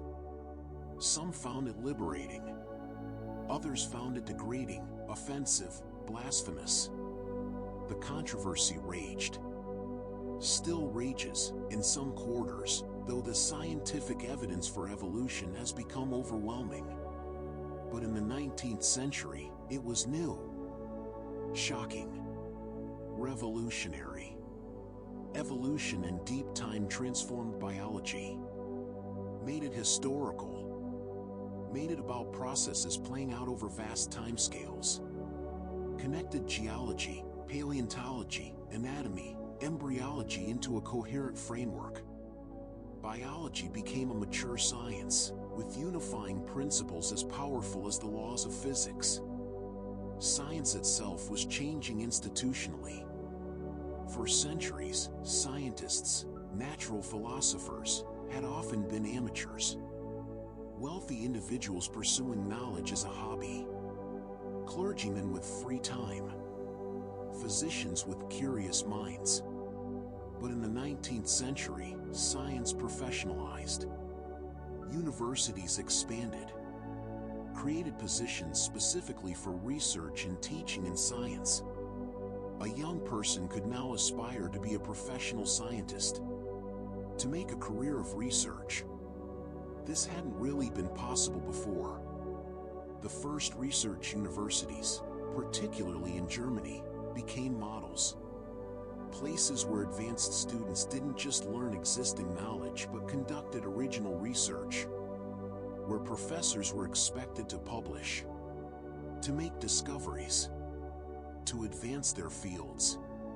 The PhD emerged as the standard credential for a research scientist. Research laboratories proliferated. Not the private laboratories of wealthy individuals, but institutional laboratories. Funded by universities or governments or industry. Equipped with expensive apparatus. Staffed by teams of researchers and assistants. Science was becoming an organized, collective enterprise. With professionalization came specialization. The old natural philosopher who studied everything was becoming obsolete. The body of knowledge was too large. The techniques too specialized. You couldn't master physics and chemistry and biology and geology anymore. You had to choose. Disciplines crystallized. Physics, chemistry, biology, geology, each subdividing further. Organic chemistry and inorganic chemistry. Botany and zoology. Paleontology and mineralogy. Each field with its own journals, its own professional societies, its own methods and standards. This specialization was necessary. but it created barriers. Specialists in one field couldn't easily communicate with specialists in another. The unity of natural philosophy fractured into separate sciences. Efforts to synthesize, to see connections across fields, became harder. But specialization also enabled depth, deep expertise, mastery of complex techniques and sophisticated theories. Progress accelerated within each specialized domain. Science and industry became thoroughly intertwined. Chemical companies employed chemists. Electrical companies employed physicists and engineers. Telegraph and later telephone companies supported research into electrical communication. Pharmaceutical companies needed biological and chemical expertise. Universities and industries formed partnerships. Professors consulted for companies. Companies funded university research. Students trained in university labs went to work in industrial labs. Knowledge flowed in both directions. Industrial problems suggested research directions. Scientific discoveries enabled new technologies. This wasn't entirely new, but the scale was unprecedented. Science was becoming economically central, a source of competitive advantage. Nations that invested in scientific research and education pulled ahead economically. Germany's prowess in chemistry gave it dominance in dyes, pharmaceuticals, and industrial chemicals. Britain's early investment in engineering and physics supported its industrial leadership, though others were catching up. Science was also being applied to the Earth itself in systematic ways. Mapping and surveying projects of unprecedented scope. National geological surveys. Comprehensive mapping of terrain, resources, rock formations. Governments wanted to know what mineral resources they had, where to build railroads and canals, how to manage water resources. The measurement of Earth itself became more precise, determining the exact shape and size of the planet, measuring gravitational variations, mapping magnetic fields, understanding atmospheric circulation and ocean currents. Earth science became quantitative, comprehensive, global in scope. Explorers ventured into previously unmapped regions. Antarctica, the deep interior of Africa and South America, the Arctic, and they brought scientists along to collect specimens, make observations, document geography and geology and biology. Exploration was becoming scientific. All this surveying, mapping, measuring, cataloging, it represented a drive to know everything about the planet, to create comprehensive knowledge, to leave no stone unturned.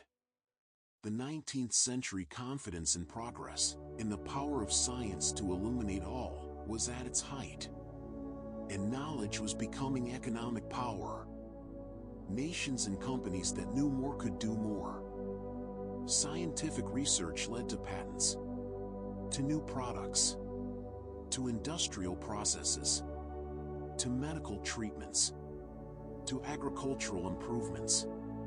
Knowledge translated directly into wealth and power.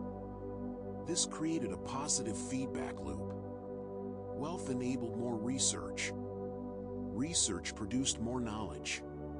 Knowledge generated more wealth. Science-based economies grew faster than those relying only on traditional methods. The gap between scientifically advanced nations and others widened. This had implications. Political, social, moral implications that the 19th century didn't fully grapple with. Science was becoming a tool of empire, of colonialism, of exploitation as well as enlightenment. But that's a complex story we won't fully explore tonight. For now, just recognize that by the end of the 19th century, science had transformed from a marginal pursuit of curious gentlemen into a central institution of modern society. professional, specialized, industrially relevant, economically vital, deeply connected to technology, to education, to government, to every aspect of modern life. The idea of pure knowledge for its own sake remained. Many scientists still pursued understanding without concern for applications. But they existed within a larger system where science and society were thoroughly interconnected. The world of 1900 was unrecognizably different from 1800. Steam power, railroads, telegraph, electric lighting, photography, anesthesia and antiseptic surgery, understanding of evolution in deep time, periodic table of elements, laws of thermodynamics, electromagnetic theory, the germ theory of disease. So much discovered, so much changed. And yet scientists in 1900 thought they were nearly finished, that the major principles were known, that only details remained to be filled in. Some actually suggested that young people shouldn't pursue physics because all the important discoveries had been made. They had no idea what was coming. The 20th century would overturn certainties, reveal deeper mysteries, unlock powers undreamed of. For tonight, rest in the 19th century. In the age when science became professional. When evolution revealed life's history. When industry and science merged. When knowledge became power in the most literal sense. Imagine a Victorian laboratory. Gas lamps hissing. Shelves of glassware and specimens. A researcher in a long coat, notebook in hand, recording observations. Outside, factory smokestacks. Railroad tracks stretching into the distance. The modern world being built on a foundation of scientific understanding. Sleep peacefully, knowing that in this century, science proved its worth. Not just for understanding, but for doing. For building. For healing. For transforming human civilization.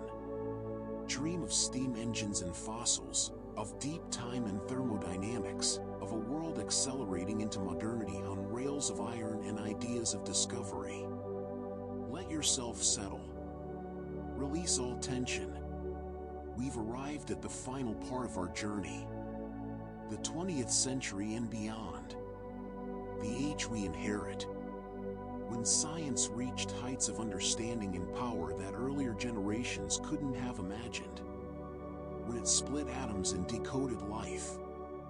When it took us to the moon and peered back to the birth of the universe.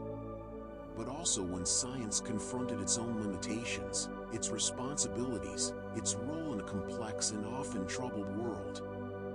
This is the story of what science has become, and what it means to be human in an age of scientific power. The 20th century began with confidence. Physics seemed nearly complete. Then, in just a few years, everything changed. Albert Einstein, a patent clerk in Switzerland, published a paper in 1905 that revolutionized our understanding of space and time. Special relativity. Einstein showed that time and space aren't absolute. They're relative, depending on motion. A moving clock ticks slower than a stationary one. A moving object contracts in length. And at the heart of it all, the most famous equation in science.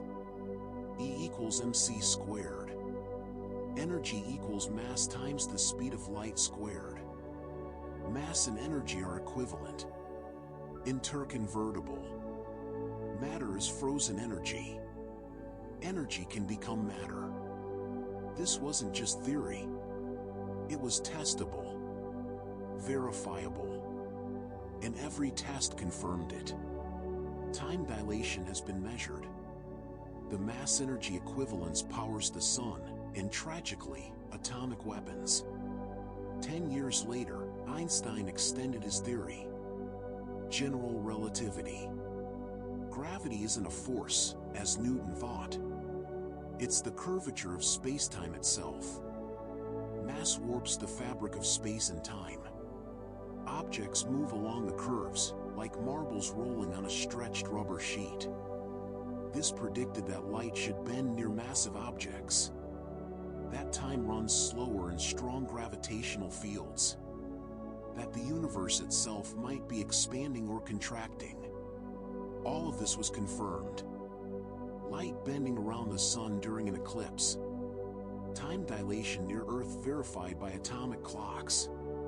The expanding universe discovered by Edwin Hubble. General relativity has passed every test. It's our best theory of gravity, of cosmology, of the large-scale structure of the universe. But while Einstein was reimagining the cosmic scale, others were discovering strangeness at the atomic scale.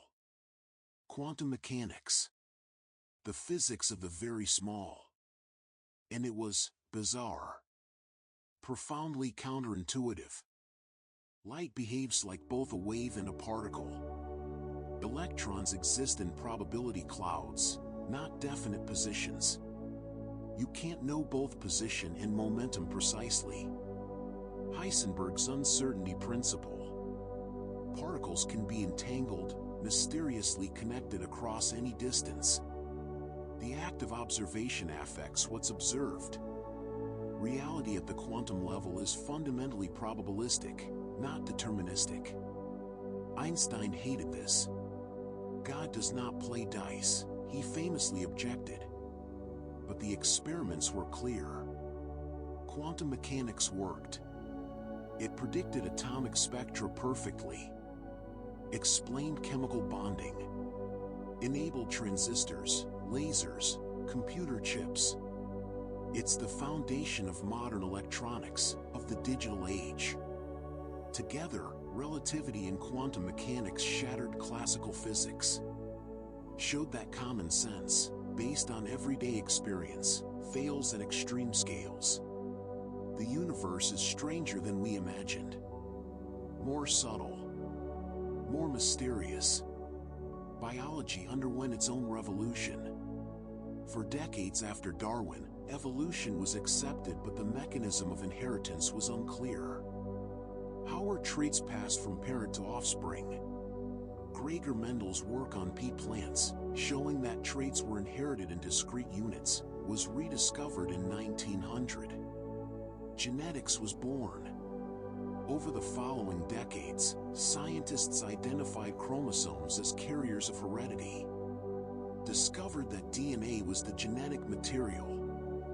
And in 1953, James Watson and Francis Crick, building on Rosalind Franklin's crucial X-ray crystallography work they used without her full knowledge or permission, determined DNA's double helix structure. The structure immediately suggested how heredity worked. The two strands complementary. Each could serve as a template for copying. The sequence of bases along the strand encoded information. This was the secret of life. The molecular basis of heredity. Molecular biology exploded. Scientists deciphered the genetic code. Learned how DNA is transcribed to RNA, translated to proteins. Developed techniques to cut and paste DNA. To sequence genomes. To modify organisms genetically. The Human Genome Project, completed in 2003, mapped all 3 billion base pairs of human DNA. We can now read the instruction manual of life. Edit it. We're on the verge of curing genetic diseases, of modifying crops and livestock, of, possibly, designing our own descendants. The power is extraordinary. And deeply unsettling. Science was also changing organizationally. World War II marked a turning point. The Manhattan Project, which built the atomic bomb, showed what coordinated, well-funded scientific effort could achieve. Thousands of scientists and engineers. Billions of dollars. multiple facilities, all focused on a single goal. Big science was born. After the war, governments recognized science's importance. Not just for weapons, though that remained a driver, but for economic competitiveness, for prestige, for addressing national challenges. Funding increased dramatically. In the United States, agencies like the National Science Foundation and National Institutes of Health supported research across disciplines. Other nations followed. The Soviet Union invested heavily in science, launching Sputnik in 1957, shocking the West and triggering a space race. European nations pooled resources, creating CERN for particle physics. Japan, China, India built up scientific capabilities. Science became a matter of national policy, of strategic importance. Large-scale facilities became common. Particle accelerators, space telescopes, genome sequencing centers, climate monitoring networks. Projects too expensive for any single university or institution, requiring international cooperation. And cooperation increased. Scientists collaborated across borders, shared data, published in international journals, attended conferences together. Science became genuinely global, a shared human endeavor transcending nationalism. When the International Space Station was built, it was truly international. American, Russian, European, Japanese, Canadian modules and astronauts working together. This global collaboration is one of science's great achievements. But it hasn't erased competition.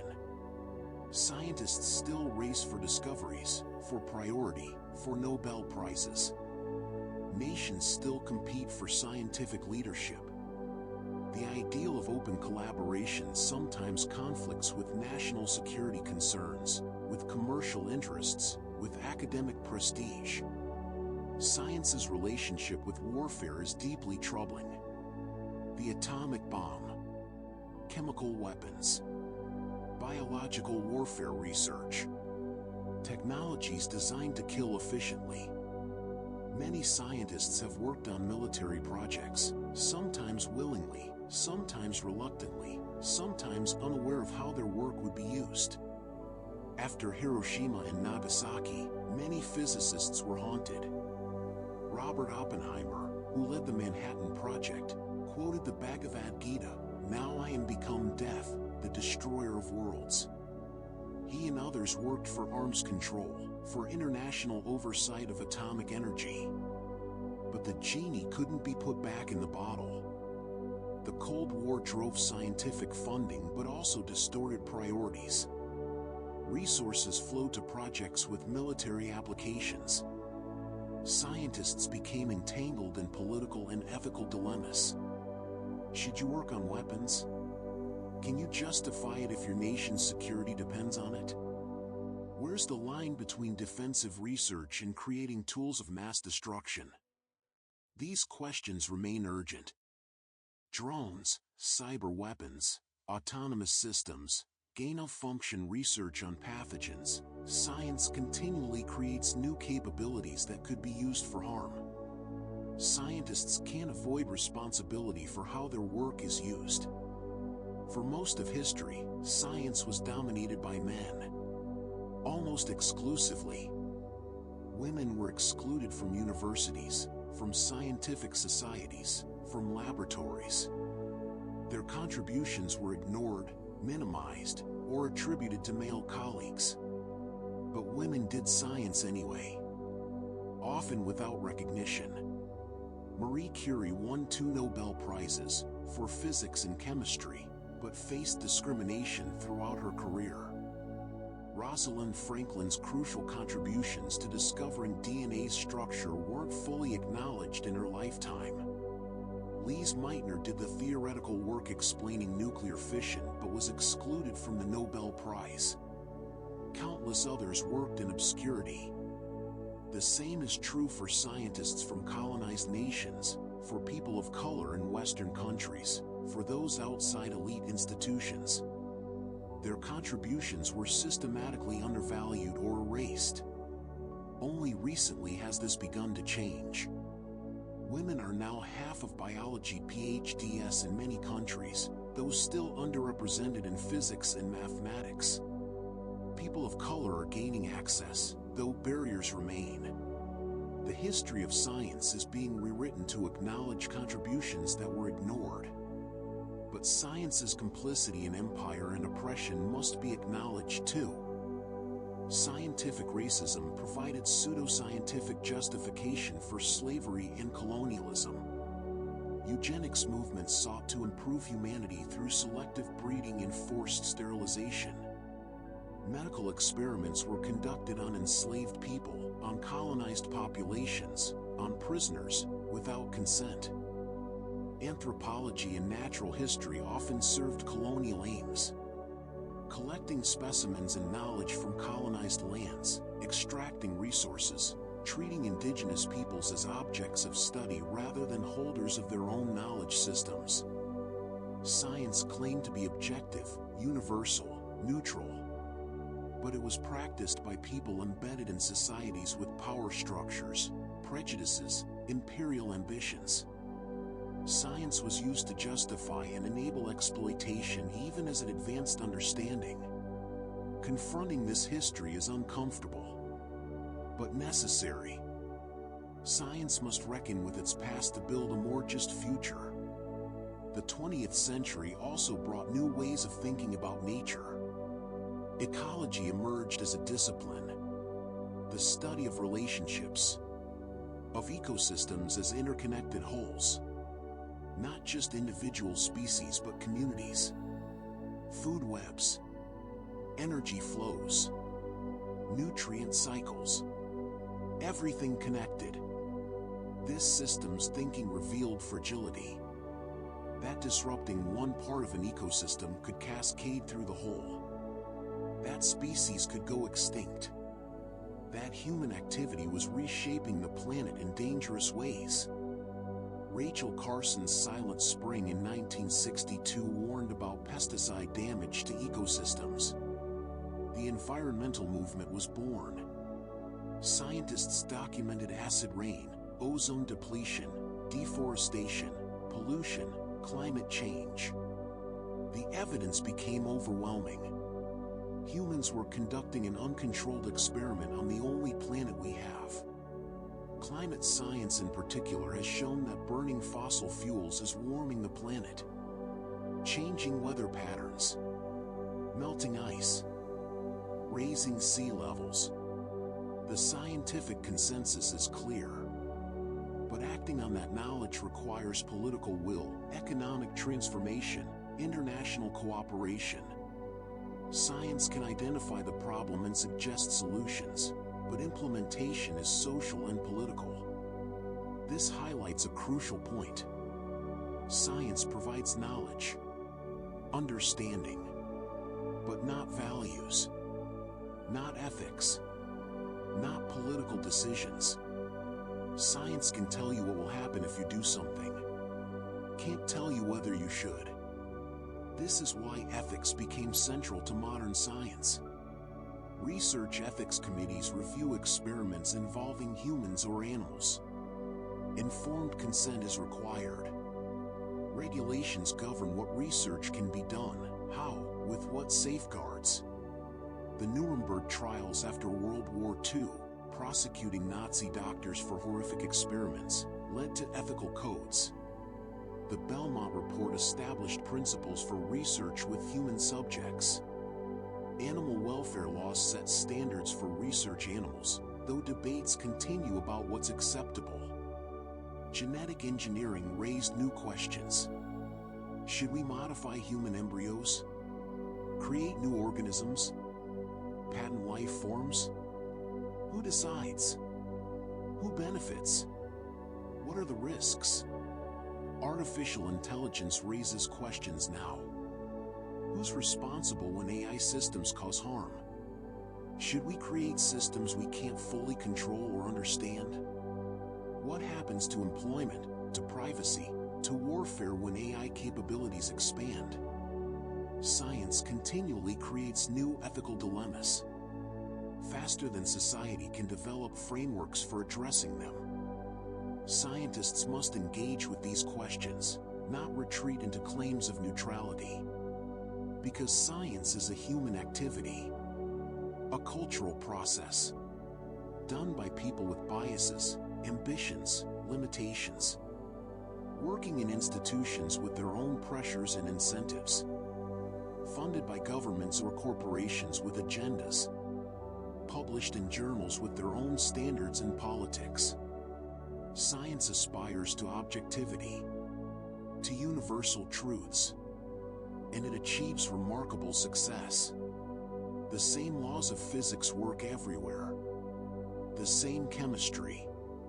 Anyone, anywhere, can replicate experiments and get the same results. That's the power and glory of science.